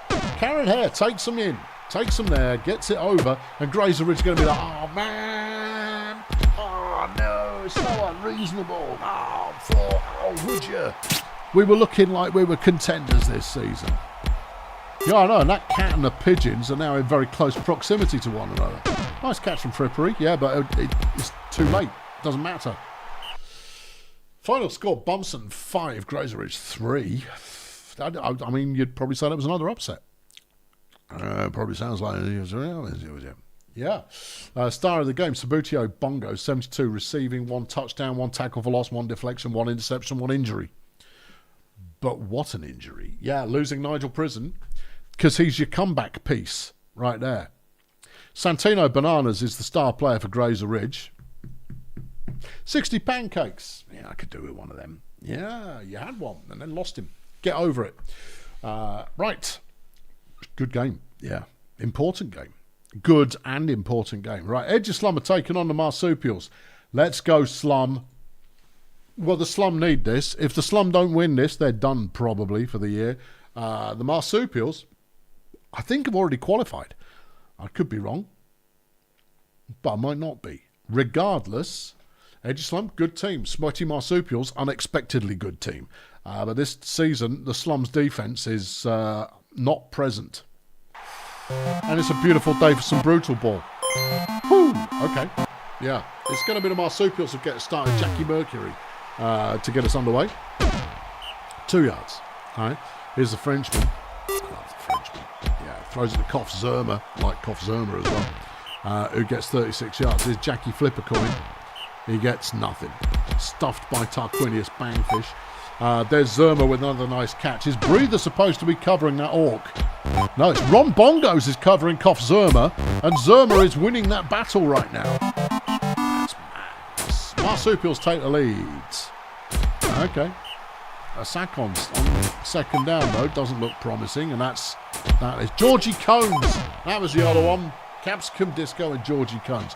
Cones is even worse at catching than Disco. Anyway, Marsupials back in possession again and got themselves a first down. Mercury chucks that one to Speedball Jones. There goes the Frenchman completing for a first down. Flip a coin, he's in. 2-0. Cones actually makes a catch, breaks a tackle. Hold on, Gudrun Genie, who has been injured by Mocha Badson, and Schnitzel Healthy has come on instead. The all-important lineman number 3. Yeah, which is just like, all right, you'll do. The you'll do position has been transferred. Speedball there making a nice catch for the Marsupials, who somehow have got possession. Frenchman catches it for 5. Is Jack. Mercury end zone? No. 3rd and 4. Frenchie. Touchdown Zerma. 3-0 now to score. Jones with the deflection. Here's Surgeon. That's a good catch. Rough Stuff Smith has picked up a few yards. 36 off the pass from Surgeon General. Faith runs for 2. There's a good touchdown. Georgie Coates. Wide open. I think his marker there was dead, maybe. Just hasn't been reported yet. That's a fairly epic touchdown there for the Minotaur. Marsupials back in possession. We need to see some Edgeslam defence, or just keep injuring players until they've got nothing left. Well, on the 3rd and 10, they gave it up, so the Slum are back in possession. That one didn't happen. 2nd down, Surgeon has it deflected. 3rd down, Bongos on the catch. A 1st down score there. 1st down score? No, hold on, they're throwing an interception. Frenchman has picked it off. Oh, he's coughed it up as well. Has it gone back the other way? Yep. Okay. Cones drops the ball, and he was wide. Oh, he was going all the way to the end zone. Bongos with another good catch. And he's down at around the 5-yard line, 36 yards. Here's rough stuff, looking to the score, and he gets it. It's now 3-2. Okay. Yeah, a comeback from Edgeslam. Hold on, Ruthie Spasms. Oh, that's huge. Has been injured by Mocha Badson, who's just picked up his 2nd injury of the game. Jeff with his boats is in. That's 2 linemen for the Marsupials who've gone down. Ooh, Brother Kane. Let's chuck 20 quid in the bucket. Thank you, Kane. To a little bit soon to be birthday cheer. Oh, thank you. I'll take care of your manager moments. You're going to go and see Mission Impinkable. Good job. Thank you very much. Bongos is about to score and tie the game up. He's not. He was close though. 52 yard. There you go. There's a tying score. It's 3-3 as we hit half time. Woo. Yeah. Yeah. Both of them linemen. That's not a great place to be. But Zerma's now got a nice big catch and gets 56 yards. Here goes Flip a Coin. He's going to run for the 1st down. And more. Touchdown. Marsupials back in the lead. Okay. Yeah. Surgeon throws that one for just 2. It's 3rd and 7. Faith. Cones drops the ball. Well, that's what you get when you play a Minotaur as a receiver, is if they catch it, they're going places. But there will be plenty of occasions where they do not catch it. Zerma with another nice catch, close to 200 for the game. Frenchman is in for the touchdown, and the Marsupials are now up by 2. Edgeslam have got to try and pull this one back before it gets away from them. Faith Breather with a nice catch, the rookie there getting 22 yards, then throwing it for nothing. A sack on 2nd down, 3rd and 13. That could be it, you know. That drive stalls. Marsupials have got the ball back, and the Marsupials are proving to be hard to stop as Zerma is very close to the end zone again. Frenchman deflected by Smith. Flip a coin. Touchdown Zerma. Yeah. Yeah, 6-3 is the score. Edgeslam for a while. Jackie Mercury has been injured by Gas, the Hitman Resume. And Zuma's now on the field. Well, yeah. Just kind of go, oh, don't take out my flipping runner 1. That's just mean. Yeah, well, I mean, that's the Edgeslam master plan there. But it's happening too little, too late. They pulled back another score. I was about to accelerate the game, look. But with 3 substitutes now on the field for the Marsupials, can they hold it together? As long as Zerma doesn't get injured, who's up to 300 yards now. Yeah. There goes Zerma again. Another 16. Yinkoff Zerma's going to get receiver of the week. Yeah, I think so. I think that's quite likely. 7-4 the score. Bongos with another nice catch. I mean, you've got to be quite brave to tackle Ron Bongos. He will hurt you. Faith throws it. It's intercepted. Speedball Jones has been injured by Georgie Coates. Sydney Aggressive has substituted in. Mocha Badson just made an interception. Okay. Well, this is going to be something of a Pyrrhic loss for Edgeslam. We lost the game, but we have slapped the Marsupials stupid. That's Sydney Aggressive. He's just come off the bench and he's made a play. At this point, if you're playing for the Marsupials, you'll go, no, I'm good. I don't need the ball. No glory needed for me. Thanks all the same. Zerma is in again and is pushing 400 yards receiving at this point. Yeah. Ronnie Bongo's going the other way. And is brought down after 47 yards. Bongo's had a solid performance in this game. But just not enough. The Marsupials really do look very good. Yeah. Surgeon gets himself sacked. Izuma throws it. Sydney aggressive. Well, you kind of go, no, you can injure him. I don't care, he's a replacement. Flippy, last play of the game, gets that one to aggressive, and that's all she wrote. Final score, Marsupials 8, Edgeslam 4. Player of the game, Kof Zerma, 378 yards receiving, 4 touchdowns, and a tackle for loss and a pass deflection. Rough Stuff Smith got star for Edgeslam with 65 fan points, 200 passing, 4 touchdowns, and 4 deflections. Whew. Yeah, 4 injuries inflicted. Just harsh. I rather think that's the idea, though. Yeah. Okay, back across the border. Of City are taking on the Wizards. So, how's this one going to start the game? All right. Okay. It's a blessed game, and maybe the Wizards can get their first win of the season. Maybe. Yeah. Who are they playing? Of City. Yeah. It doesn't look good for the Wizards, though, does it? I don't know. They got a first down on the first play of the game. They got another first down on the second play of the game. Yeah, it's the third play of the game, though. Apex picks up 4. Bubbly Merchandise throws, completes to Carl Detonator, who's got a touchdown. All right, okay. Yeah, but what have Op City come to play with? A 2-yard run from Chunk Flunkerson. Serenity is tackled for a loss. Wanda Blue Pill can't make it work. Yeah, I'm not sure. But hold on, Flunkerson's intercepted the ball, and he's going to get a chunk of Flunkerson interception yardage there. He's then carrying it. He gets round the edge of the line, runs for a first down. Batista Cranium has been injured by Flunkerson. Well, that's what you get for tackling him. Destiny Sapling is now in the game, and Shandy Worthless has got a touchdown. It's 1-1. Detonator, who so far has been playing a respectable game, and another good catch. He got 4 catches already, and a touchdown. Yeah, and another one. Yeah. It's almost like they haven't got anybody else who can get open. Who's playing the other receiving role? They're not playing Zapata as a receiver, are they? Don't know, but that's another touchdown. Detonator's in for a second. All right, Serenity looks for a target and it's deflected by Detonator, who at the moment is having an all-time kind of game. Hold on, they've thrown an interception, and it's Shandy Worthless who picks this one up. Of City managing to get the ball back again. Yeah. It's like, stop them once and you feel like, yeah. Stop them twice and you feel like, well, that's unlikely.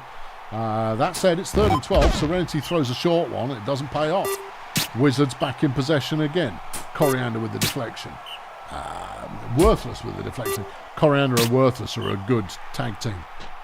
And the Wizards crap out on a 3 and out there. Coriander makes a catch. Serenity stuffed behind the line by Zapata. Zapata again in the backfield, but it doesn't make the play. First down, Wanda Blue Pill. Flunkerson chucks that one to nobody in particular. Serenity runs up the middle. Gets enough. 5. 5's all right. Yeah. Blue Pill throws to the flat. It's caught by Coriander. First down, Axemen. Worthless is down about the 1-yard line. Serenity, touchdown. 2-2. Okay. Bubbly Merchandise chucks that one. It's deflected by Flunkerson. It's not Apex. No, Apex Mantacle's a runner. I think it's Destiny Sapling who's playing the other gunner role. Oh, okay. Yeah. Just in case you were wondering. I was wondering. That was deflected. And it's been marked by Shandy Worthless, who is actually a pretty good cover player. Yeah. Anyway, the Wizards have stalled on the opposing 30, and the Axemen have the ball back. Coriander getting a 22-yard catch. Blue Pill throwing it wide open. Shandy Worthless been covered by Bubbly Merchandise. Well, that's your first mistake. Yeah, 2nd and 9. Serenity. Look, Bubbly's got to play somewhere defensively. Yeah, I know she's just going to be rubbish no matter which place you put her in. Some players, they just can only play one way. 3rd and 7 of City as we hit half-time. Serenity is sacked. And it's still 2-2. Merchandise chucks it. It's deflected by Worthless. Give up on that. Well, there you go. They completed one. Sapling makes a catch. Coriander's been injured by Destiny Sapling. Gibby Love Handles is now in instead. Well, is Gibby a defender or what? We will find out presently. 2nd and 2. Wizards with the ball. Sapling making a catch. All right. Manticore now throws, wide open Sapling. Worthless can't make the tackle, and Sapling's got a touchdown, 3-2. Love Handles making a catch for the Axemen, a nice 14-yarder. Serenity throws it. It's Worthless with the ball, the team captain there hustling up the field. Candy Repossessed has been injured by Anger Panda. They both play on this game. They were here earlier. Yeah. And so another player has taken to the field. Trellis Cosmic. It's a touchdown, 3-all. Okay. Yeah. Let's go, Wizards. We're not particularly anti the Axemen, but at the same time, we would quite like to see the Wizards win a game. Yeah. I mean, at this point, it could go any way. I mean, there's Worthless making an 11-yarder for the first down, and no, just the first down at the 1-yard line. Flunkerson chooses to, no, just a gentle toss forward to Gibby Love Handles. Very generous, sharing that touchdown love all around. What? That sounds wrong. Well, however it sounds, that's what happened. Serenity on second down. Axemen back in possession again. And it's intercepted. Bubbly Merchandise has intercepted the ball because I said mean things to her about playing cover. Hipster throws. It's Manticore with the catch. Past the 50 to the 40-yard line of City. Wizards currently trailing by 1. Merchandise has the pass deflected. It's 3rd and 14. Hipster is sacked by Wonder Blue Pill. That one doesn't go anywhere. Second down. Serenity completes to Love Handles. 19 plays left in the game. A score on this drive. You can probably call it. You might be able to call it already. Yeah, no, not yet. Look, if Worthless had been injured, I'd say, yeah, you can probably call it. Anyway, Detonator, he's still here. He's just caught another one. Wizards in possession. They're 35 away from the tying score. Not the skying tour. No, that would be something else. Anyway, on 3rd and 4, they don't make it happen, and the Axemen have got the ball back. Deflected by Detonator. Serenity is sacked by Sapling. Blue Pill. And then that doesn't work either. Nope, first down goes nowhere for the Wizards. They still could tie this up. Manticore on 3rd and 10. Threw a really short one to Merchandise, who looked a bit surprised to have caught that, and didn't work. Nothing. No dice. Love Handles a 22-yard catch. 3 plays left in the game. The Axemen on the opposing 30-odd. Hold on, they've just turned it over. You got 2 plays. Chuck it deep. That's not deep or on target. Final score, Axemen 4, Wizards 3. A good close game, but ultimately, the result at the end of the game is the game's result. Shady Worthless gets player of the game, 146 receiving yards, 5 deflections and an interception. That'll do it, you see. Apex Manticore, best player for the Wizards, 46 fan points. Bit of everything, really. 70 passing, 40 rushing, 60 receiving, couple of touchdowns, a bit of a sack, just a bit of this and that. Turned up, put in a job. Yeah, right. Who's next on my action item list? Let's talk about... Not you. This one. The Minstrels up against the Pathfinders. Well, the Minstrels are not as strong as their former selves. The Pathfinders are still looking how to be strong. But they could. It's flipping foggy. Foggy flipping game. Yeah. It's going to be the Pathfinders who start with a ball. Cliving goalmouth. He's going to keep it on the ground. He sometimes chucks it, but I think he's a runner primarily. Gets 2 yards. There goes Gary Rubber. Gary Rubber's got some pace. 13. Here's Valentina Luna. Chucks it to Houston Flamberger, who does a nice hustle for 20. Goalmouth gets only nothing. Rubber round the outside of the line. Good hustle. 5 yards. 3rd and 4, though. Luna is sacked by Ben Radical. Minstrels now. Crash Zodiac chucks it to Percy Bloody Hatred. Who gets 38 yards. Yeah. Pitbull Jones, pretty much unopposed. Yep, he runs for 30. Is Randy Flappings. Touchdown. Oof. Yep, 2 teams where nobody can be bothered to tackle. In goes Luna, gets nothing on 3rd down. Back to the Minstrels. Zodiac is stopped at the line. Jones is sacked by Funk Magic. Flappings chucks it. Percy Hatred has got a catch and it's a touchdown. Is he retired yet? No. Soon. He can get a wriggle on. Rubber runs for a first down. There goes Rubber there making a catch. Goalmouth does nothing. 3rd and 7. Gary Rubber decides very late to run it and gets nowhere as a result. Back to the Minstrels and they've thrown it to... Oh, it's Percy Hatred. Yeah, there's an injury. It's Flamberger, I think, is down. He is. Chonk Olympics has taken out Houston Flamberger. Georgina Karate's come in. Meanwhile, touchdown Minstrels. Yeah. Okay, 3-0. Here goes Clivey Goalmouth. Rubber to the outside. You know, if you give him one decent block, Gary Rubber's going places. If he gets no decent blocks, he isn't. Good. A fumble there into the hands of Linfield Muscles.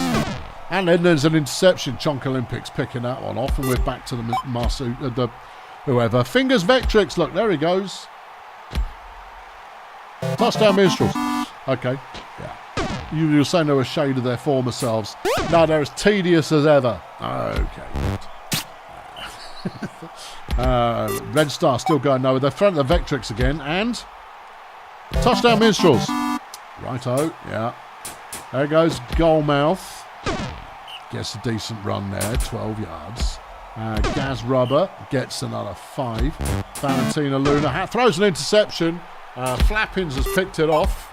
They've thrown it to Percy Hatred and touchdown Minstrels. 6-0 is the score at the moment and we're still 12 plays short of half-time. This is nothing short of a Pathfinders total collapse. And the Minstrels just doing what they always do. Cheating? Yeah. First down inside the 4 and touchdown Minstrels. Sweet Jeebus. I know. They're doing it passing as well. The pass defense for the Pathfinders has got to be absolutely lousy. They're just being sprinted off the field right now by the Minstrels' turbo powers. It's all they've got going for it. It's just fast everywhere. Everywhere's fast. And they've got a halfway decent line. 13 is the record. Well, they're over halfway towards the record. Yeah. Okay. Pathfinders have the ball at the moment. Yeah. Oh, we could activate the afterburners. Oh, yeah, we really can. Linfield Muscles made a catch. Right, there we go.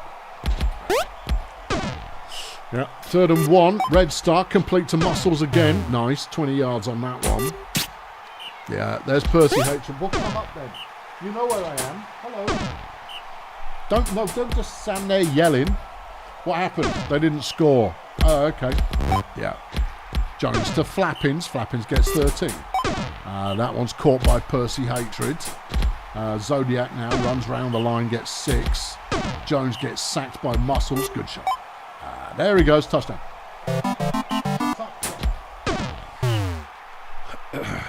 All right. 8-0 is the score. Pathfinders giving the ball up again. Yeah. Back to the Minstrels then. And there goes Jones. And he's down at the 5-yard line. Yeah. Park yourself there, noisemaker. All right. 9-0. 1 quarter left to play. How do you stop the Minstrels? With a hammer. There goes Jones. He's got the first down. Do we think the high score is plausible? I don't think that. I think they've slowed down, but there's another score now. It's 10-0. That's disgusting. Yeah, shouldn't be allowed. No. Hey, they sacked someone. Touchdown Minstrels. Yeah. My giddy aunt. At this stage, you just kind of go. This isn't a sport. This isn't a game. No. This is. I mean, you're playing a kids' team. Yeah. Up against a bunch of cheats. There goes Percy Hatred. Oh, Percy Hatred couldn't get a touchdown. Hold on, they've got it now. 12-0. 12-0. 12.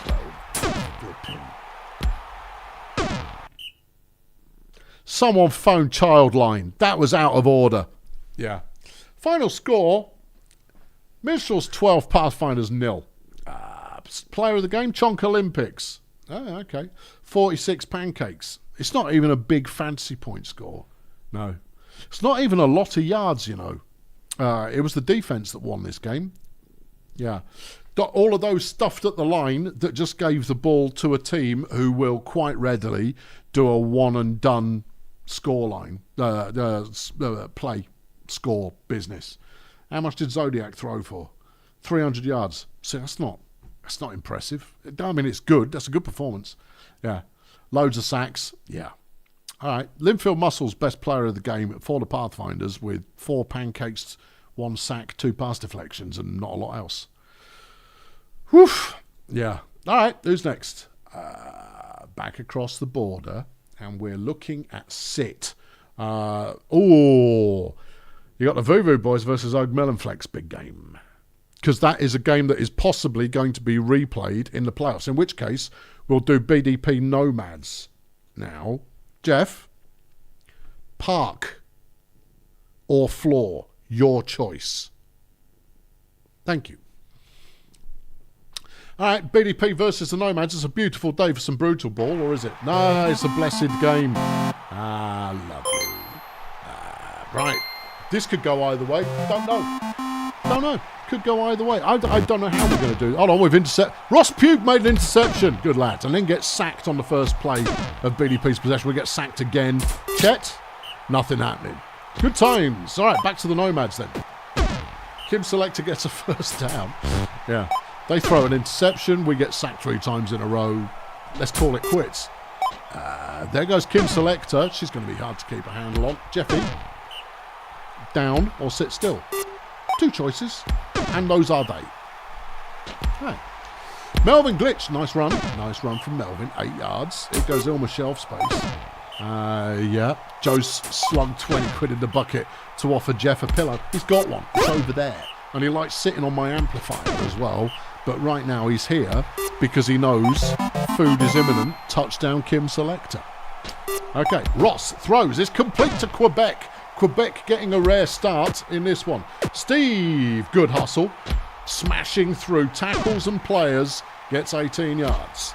Chet is sacked by Miss Flipping Florida. Oh, yeah. Okay.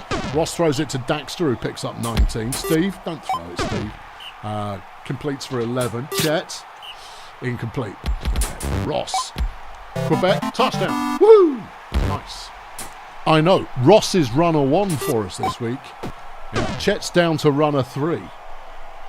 Ross has just been playing better this season, and he was brought into the team to be Chet's replacement at runner. So, you know, there you go. Nomads moving the ball quite nicely. 2nd and 1. Melvin Glitch overthrows that one. Shelf space. Where's the defensive pressure, lads? I mean, I know they incompleted that, but we should be sacking the pants off them. Steve throws the ball to Daxter hijack, which is not the game plan, but it worked. So I shouldn't complain too much. Nice catch from Quebec.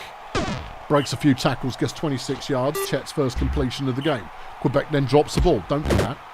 Steve chucks it. It's intercepted by Kim Flipping Selector. All right, and it's then fumbled into the hands of Ilma Shelf Space. It's all go. Yeah. Nomads back in possession. Score still 1-1. Right. Chaka Khan chucks it to Kim Selector, who gets 20 yards on that one. Glitchy throws it to Sanction, and that's 18 yards. Come on, defence, where are you? Another 13 yards there. Chaka Khan, touchdown, Selector. She's a handful, that one. Quebec, nice catch. Gets 24. Okay, come on, Steve. Steve, try running the ball, mate. Just give it a go. See, you might like it. Right? I certainly like it when you run the ball. Oh, my goodness me. Chet throws an interception. Oh, Chet. Steve finally gets a sack. Good lad.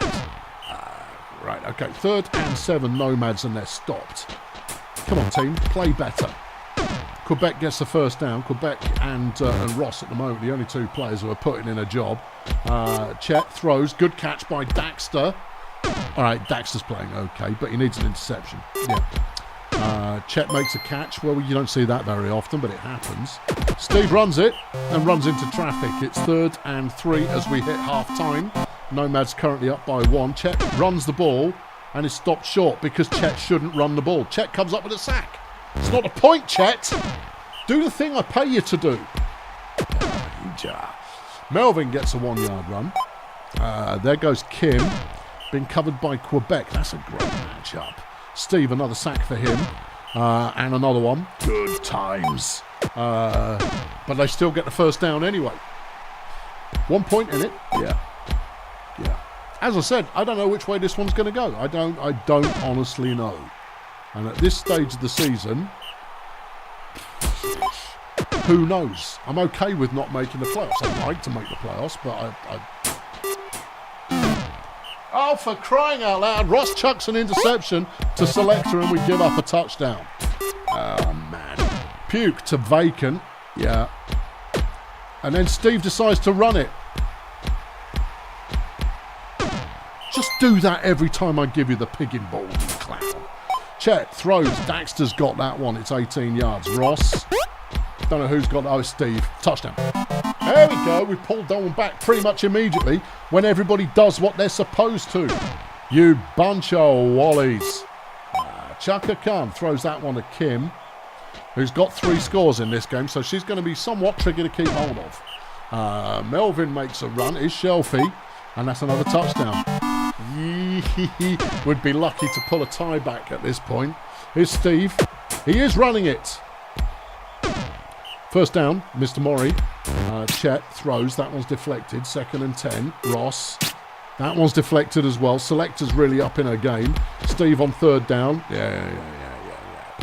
Well, when you run it, Steve, it's basically Steve on any down. And you're going places. Daxter manages to break loose of cover. But time is not our friend right now. Yeah. Chet to Steve. Gets to the 7-yard line. We need to score pronto. Thank you. Quebec with the score. 4-3 is the score right now, and we need a stop, and we haven't been so good at that so far.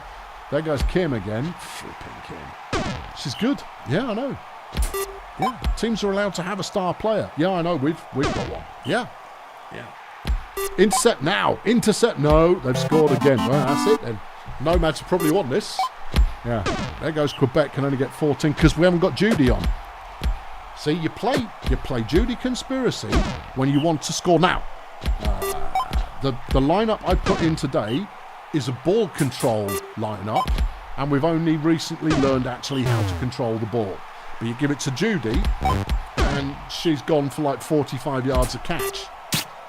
Yeah, 8 plays left. Go on, Ross. Thank you. All right, interception. Pick 6 time. Let's go. Come on. That's not it. No, that's Egon Sanction, and he's running away. Don't let him. It's a bit late for that. Yeah. No. We're taking a nosedive on this one. We are. No, and they've scored again. Good game. Okay. Yep. Can't complain. But it means that Judy's gonna get more game time. Yep.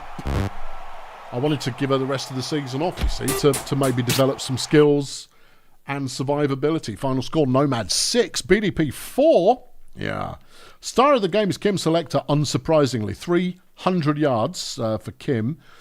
2 touchdowns, 4 deflections, 2 flaming interceptions. So I'm going to have to go and beat up my bloody throwers about.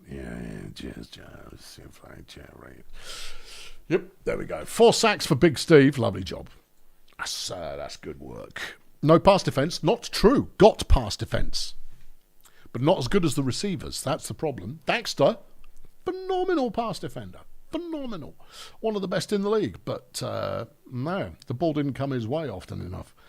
Right. What's next on deck? Voodoo Boys, Melon Flex, I reckon. Yeah. Okay. Whoo!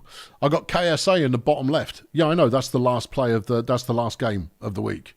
KSA versus. You can see how both teams have got 9 wins. Kind of a big game, you know. That's kind of important. That one. That's why they're going last. Voodoo Boys. Right, let's go. It's flipping foggy. Oh, how tiresome. Not a real game then. No. Here comes Flapjack Nope, everybody, in the fog when the game isn't going to be played on the ground. There he goes. Yep. You got to stop him or breaking, people. That's all there is to it. Gladwin with a solid 5 there. It goes Julie Hardware, nothing doing, but here's Flapjack again on 3rd and 4. And he throws it, and it's deflected by Evan Doublehair. He should have run it. Anyway, Doublehair's now running the ball. Has a first down, 14 yards. Peril has the gumption to get up and go, 25 yards. Tan Stink Blossom chucks it. It's caught by Bertha Raccoon. And Charles Monkey Cage has been injured by Stench Vosey. That's big, yeah. Monkey Cage is the number 1 blocker for Erg Melon Flex. And when you've got a ground game, your number 1 blocker is quite important. Yeah. Anyway, they just went 3 and out, and we're back with the Voodoo boys. Doublehair. Didn't know what he was really doing, managed to scrape a yard out of it. Peril picks up another 7. Stink Blossom gets him the first down. Okay. Here's Doublehair again. Nothing much there this time. Peril throws to the flat to Stinky, but it's for a loss. Flash Bandit coming away with the tackle. And now Erg Melon Flex have got possession. Nope gets nowhere, but they've decided to take to the air, and it's Bandit with the catch for 34. Hardware, nothing doing.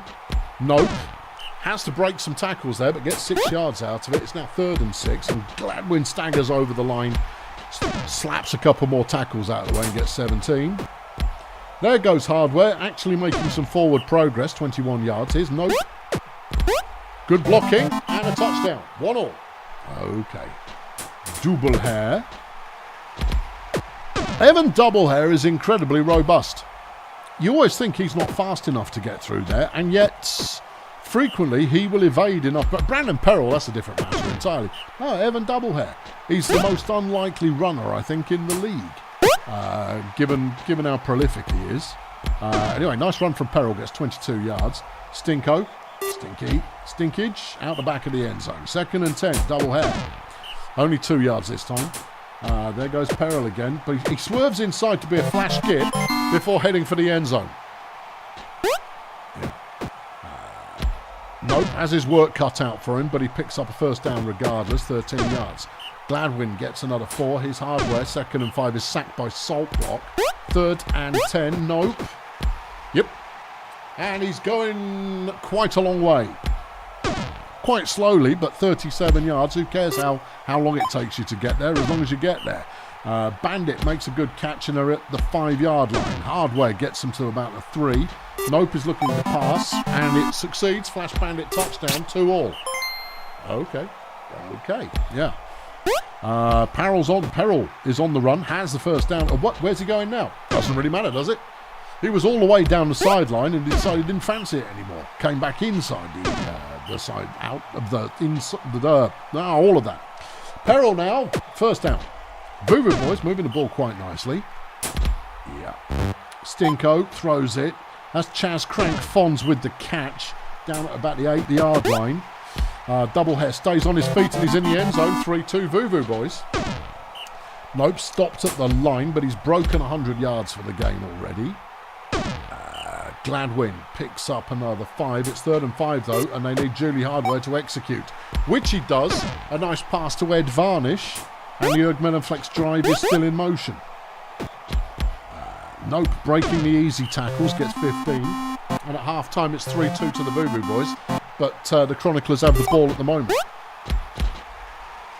There goes Flapjack again, and again, and again, and a touchdown.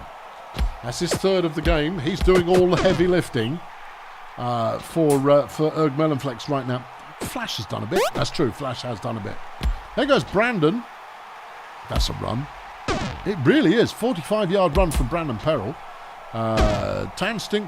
You're looking at possibly 2 of the best runners. Well, definitely 2 of the best runners in the league. I'm just thinking if it's numbers 1 and 2. You'd say Steve, but Steve doesn't run it enough. Yeah, he's the most efficient runner, but he doesn't run it enough, although Nope could well overtake. Voodoo boys scored again. All right, okay. Yeah, I mean, there's going to be a lot of that. Important interception there. Chaz Crank Fonz getting the ball. 2nd and 12. A Voodoo Boy score here could really upset the apple cart. 17-yard carry from Brandon Peril. Stink Blossom looks for the end zone. It's intercepted by Flash Bandit at the back of the end zone. The Voodoo Boys there managing to throw away a big advantage. Surely you'd go positive with it.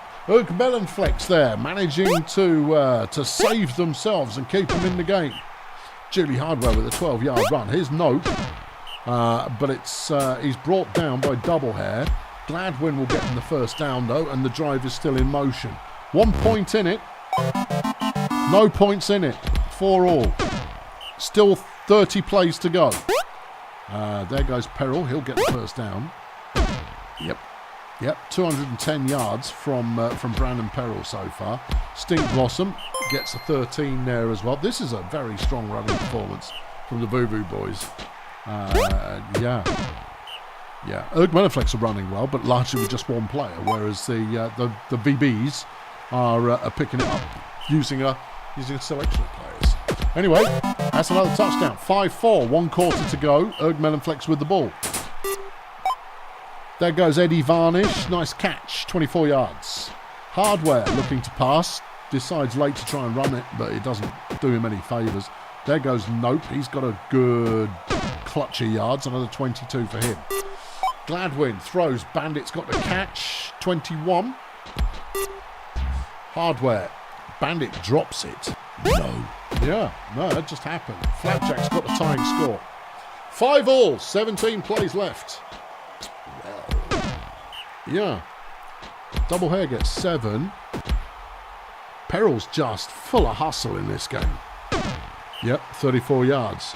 Would he still be full of hustle if wasn't it Crystal Temple? Was it Temple Meads? Don't know if it's Temple Meads or not, but that's a first down inside the 2.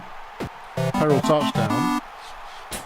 12 plays left, and it was Monkey Cage. Monkey Cage, yeah, got injured.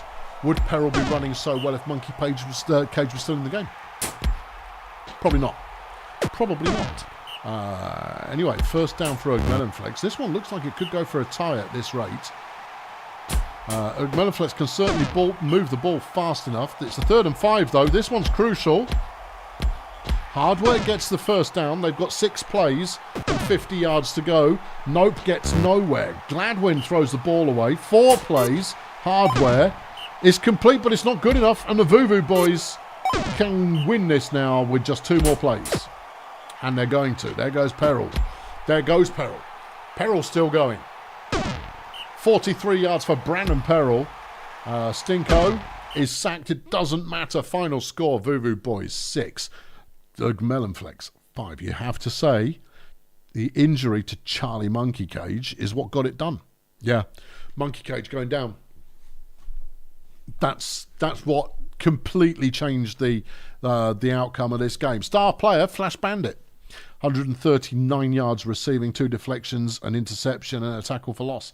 Evan Doublehair did a bit of this and that. No, not really that spectacular. Brandon Peril, 292 yards rushing to Flapjack Nope's 154.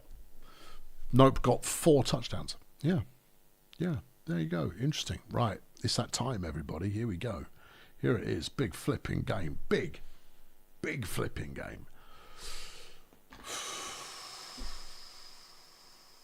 Yeah. Big flipping game. Now, it depends how things shake out, but what you're looking at here is probably a preview of the Fail Brigade Conference Championship. Oh, boy. Yeah. Like Marsupials, though. Oh, true. Marsupials could get first seed or second seed, which would bump one of these 2 down. Big flipping game. I mean, it's nothing but hardcore players. You have to say that Grunt have got the better team, but the Space Agency have certainly put in a heck of a performance, and it's a beautiful day for some Brutalball. All right, who do you want to win? I just want Tiger Styles to die. Okay, we'll see what we can do about that. Simple Sim Bill completes the Kiki Tyrant. That's a first down. Yeah, Tension Soda. And that one's deflected by Lenny Testes. So Styles now with the ball. Throws right away down the field, but it's deflected. 3rd and 10, Simbil. Complete to Luther Pendragon for the first. Grunt get it to Styles, and Styles breaks a couple of tackles. Grunt Auto Group moving the ball reasonably well so far, but the KSA defence has been not permissive. However, that's a Grunt touchdown. KSA now in possession. Tiffany Hooverbeck comes up with a sack. It's 3rd and 13. And it's intercepted by Kiki Tyrant. Rock Hands was out of bounds. Tyrant takes it back for a score. And that happened. Yeah. Lenny Testes, meanwhile, has just taken a 50-yard reception halfway up the field. Ethan Hogwash picks up one. It's 2nd and 8. That one goes to Testes again. Who's he being marked by? Tiger Styles. I don't understand. It's maybe you shouldn't try and think about it too much. That's just a matchup that's occurring. Styles is lying on the floor. Testes is in the end zone. 2-1 now the score. Okay.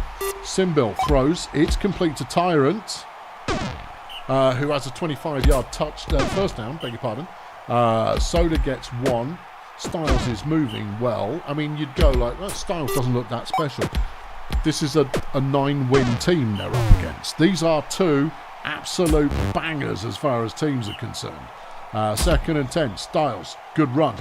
Gets to about the 9 yards on the play. Doesn't matter. 1st and goal from about a 2. Styles looking to pass out the back of the end zone. 3rd and goal. Run it surely. Nope, deflected by Olga Delirium. Saturno runs it on 1st down for KSA, having just made an impressive goal line stand against Grunt Auto Group. There's not many people do that. There's an injury in the line. Charlie Choo Choo's been injured by analinguistic. Ray-Ban Benefits has come in. Is that going to shake things up? Well, you're losing a first stringer and bringing in a second stringer, so you would imagine. Everyone's lying down and Styles goes for a run. Picks up 20 yards. Simbil throws to Tyrant, who picks up another 14 there. Conservative has that pass deflected. First down though, Pendragon, the rookie. Man, why have they got a rookie who's going to be good for multiple years to come? I know. I haven't got one of those. No, because you won the bowl last season. Yeah. 2nd and goal, touchdown. Tension Soda. Grunt now up 3-1. You're rooting for him, aren't you? I am, as it happens, rooting for Grunt Auto Group, despite being my number 1 enemy in the league. Why is that then? Because they are better than us this season, and they have spent everything in order to be in that position. So I say good luck unto them. All right, there goes Rock Hands, look, for the KSA. He's going back the other way. The score is currently 4-1, but KSA are not done. See, they just scored. All right, here comes Styles. On 1st down, picks up only 2. Simbil throws that one away. It's 3rd and 8 as we hit the half-time show. Tension Soda with the ball for Grunt Auto Group is going to try and run it, and that just did not work. Saturno completes one out to Hands. Pendragon can't make the tackle, and Hands is in for the score. 4-3 now the score. Styles completes that one. And Dwayne Plums has found himself injured by Barry Turnips. Bob Natuno now subbing in as Kiki Tyrant takes off for another 34 yards. Soda ums and ahs a bit and throws it late, picks up 3. Styles gets that one to Simbil. Touchdown. Grunt extend the lead to 2. Thrown away on 1st down. Here's Ethan Hogwash. He's stopped for not a lot. Well, nothing in fact. On 3rd down though, Rock Hands is getting past Tyrant. And that's a quality bit of matchup. Yeah. Quality bit of backup. Yeah. Backup blocker is turncoat. Yeah, but it didn't necessarily replace the blocker. It might replace the other side of the ball. That's the thing. Yeah. Styles now. Has the ball intercepted. It's 5-4. And hold on, they've given it back again. That's happened in 3-4 games this week. Interception followed by another interception. Yeah. Styles runs for 14. That one has gone for another 13. Soda goes for nothing. It's 2nd and 11. Tiger with the ball completes to Pendragon, and Grunt threatening to score again. Pendragon, end zone. Yeah. Netuno gets 21 yards. Right, okay. And then another 8. KSA are moving the ball dead quick here. They're inside the 5. They're down at the 1 yard line. And they still trail by 1. You've got to stop Grunt at least once. Yeah. And it's intercepted. Well, there's that stop you were talking about. Hans has picked one off.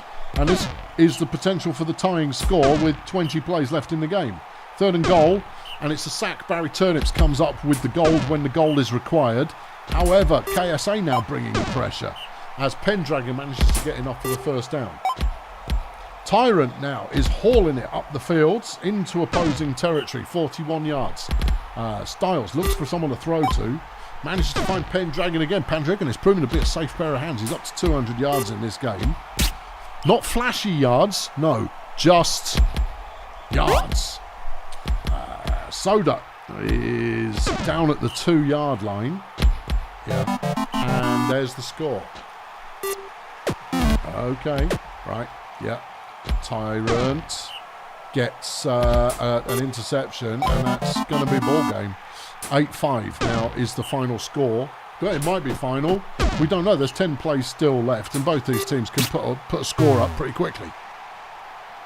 Okay, yeah. Tyrant catches it for 10. Simbil to Pendragon. It's 2nd and 1. Soda to Pendragon again, and it's another score. It wasn't the final score then. 9-5. That's misleading, though. It is misleading. It was closer than that. And actually, when you go down 2 linemen, you're always going to have an uphill battle. Yeah. Always going to get an uphill battle. Yeah. And Ethan Hogwash on the last play of the game goes, oh, another touchdown, but he does not get it. Final score, Grunt 9, KSA 5. Luther Pendragon, the rookie, gets star of the game with 83 fan points. Not bad. 247 receiving, 28 pancakes, 5 touchdowns, 7 tackles, and a sack. Rock Hands got player of the game for KSA, 261 yards receiving, 3 touchdowns, an interception, and a deflection. Pretty good going. Yeah. Okay. And it's that time again. The Toy Masters get to place a bounty against Blood Pit. Ooh. Will it be Ramiro, Pleasure Dome, Fred Singularity, or Glenda Bastard? Well, we don't know. How old's Ramiro? He's only 8. Oh, it's worth sticking it on Ramiro then, isn't it? But I have to go and switch over to the room where the action happens. That's this room. Yep. Okay, Wolfgang, are you still dialed in and dialed up and all of that? Yeah, he is. Yeah, he's going Ramiro. Yeah, stick it on Pleasure Dome. Take out their star player. You click the card. Oh, yeah, of course you do. Boink. Okay, the Beekeepers coach Montgomery Desperado would like to spend 500 quid hiring a counsellor to improve the character of the players. You gain an appeal for 500 quid. Well, I mean, that's worth spending the money. It is, in my opinion. Yeah, do it. All right, spend the money. Boink. At the Stegenauts, Quell Dark has got into a fight with Furious Spongebath. Should Quell Dark be yeeted from the team, or do you want to lose 2 appeal? Is Quell Dark any good? He's got decent break block. He's got decent strength. He's pretty brutal. He's only year 5. He's not a starter, though. No.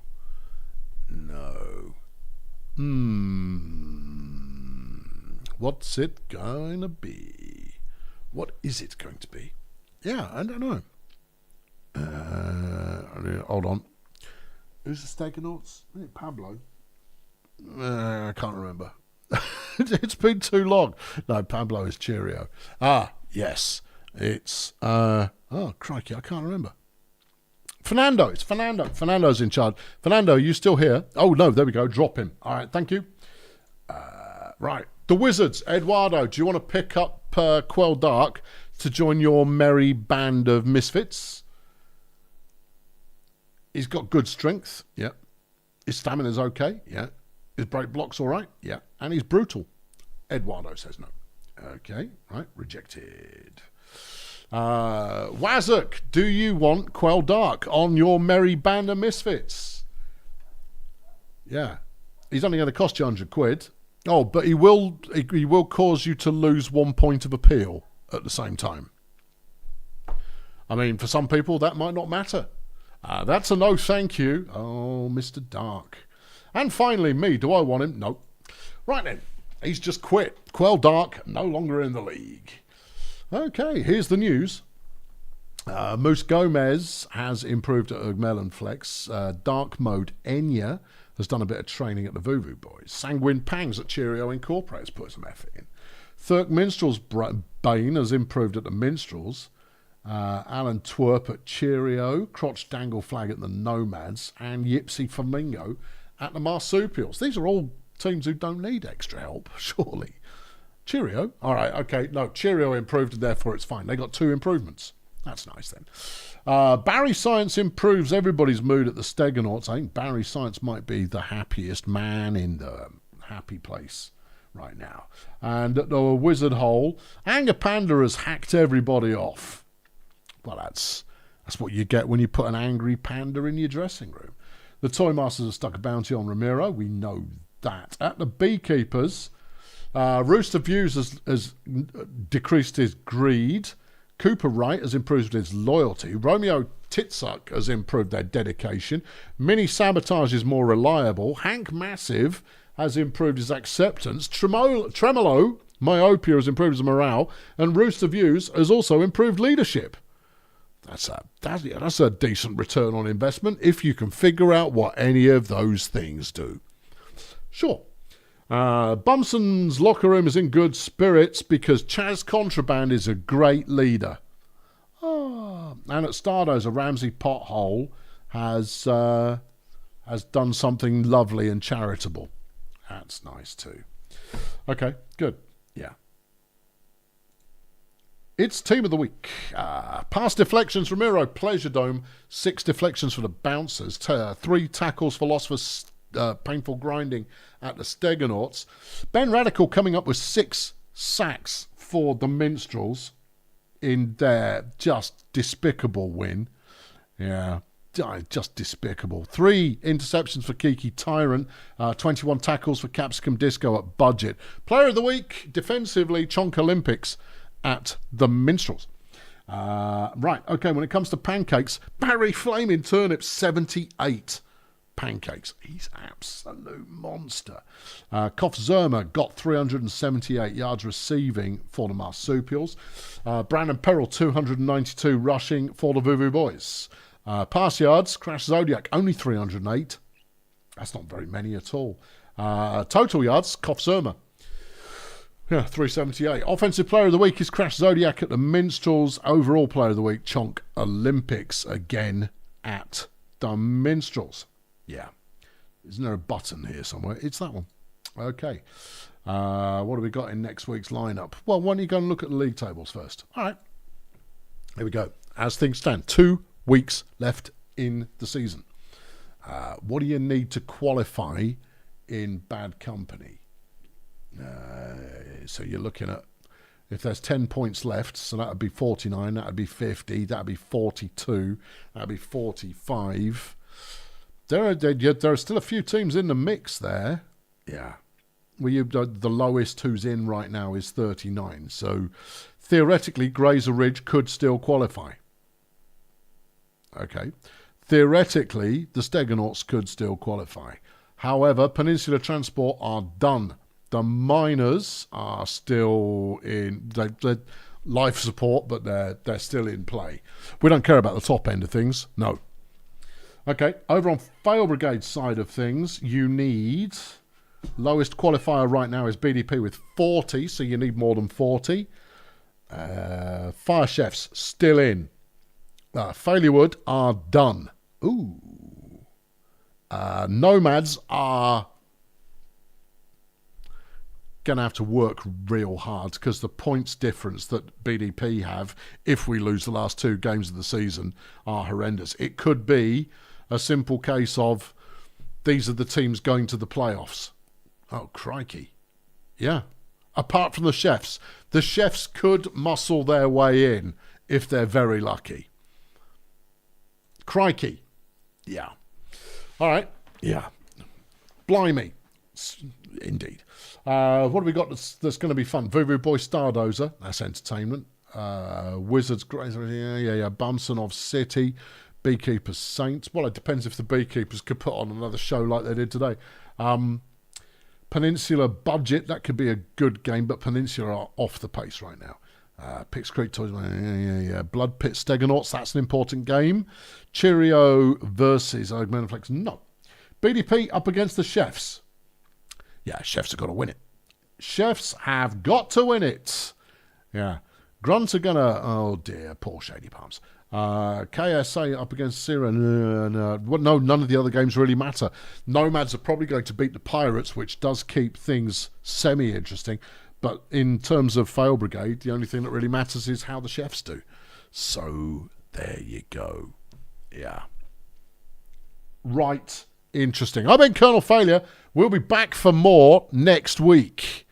I'm now going to go and completely wreck the website. So, there's that to look forward to. Thanks very much for watching. I'll talk to you very soon. I've got to find a button here.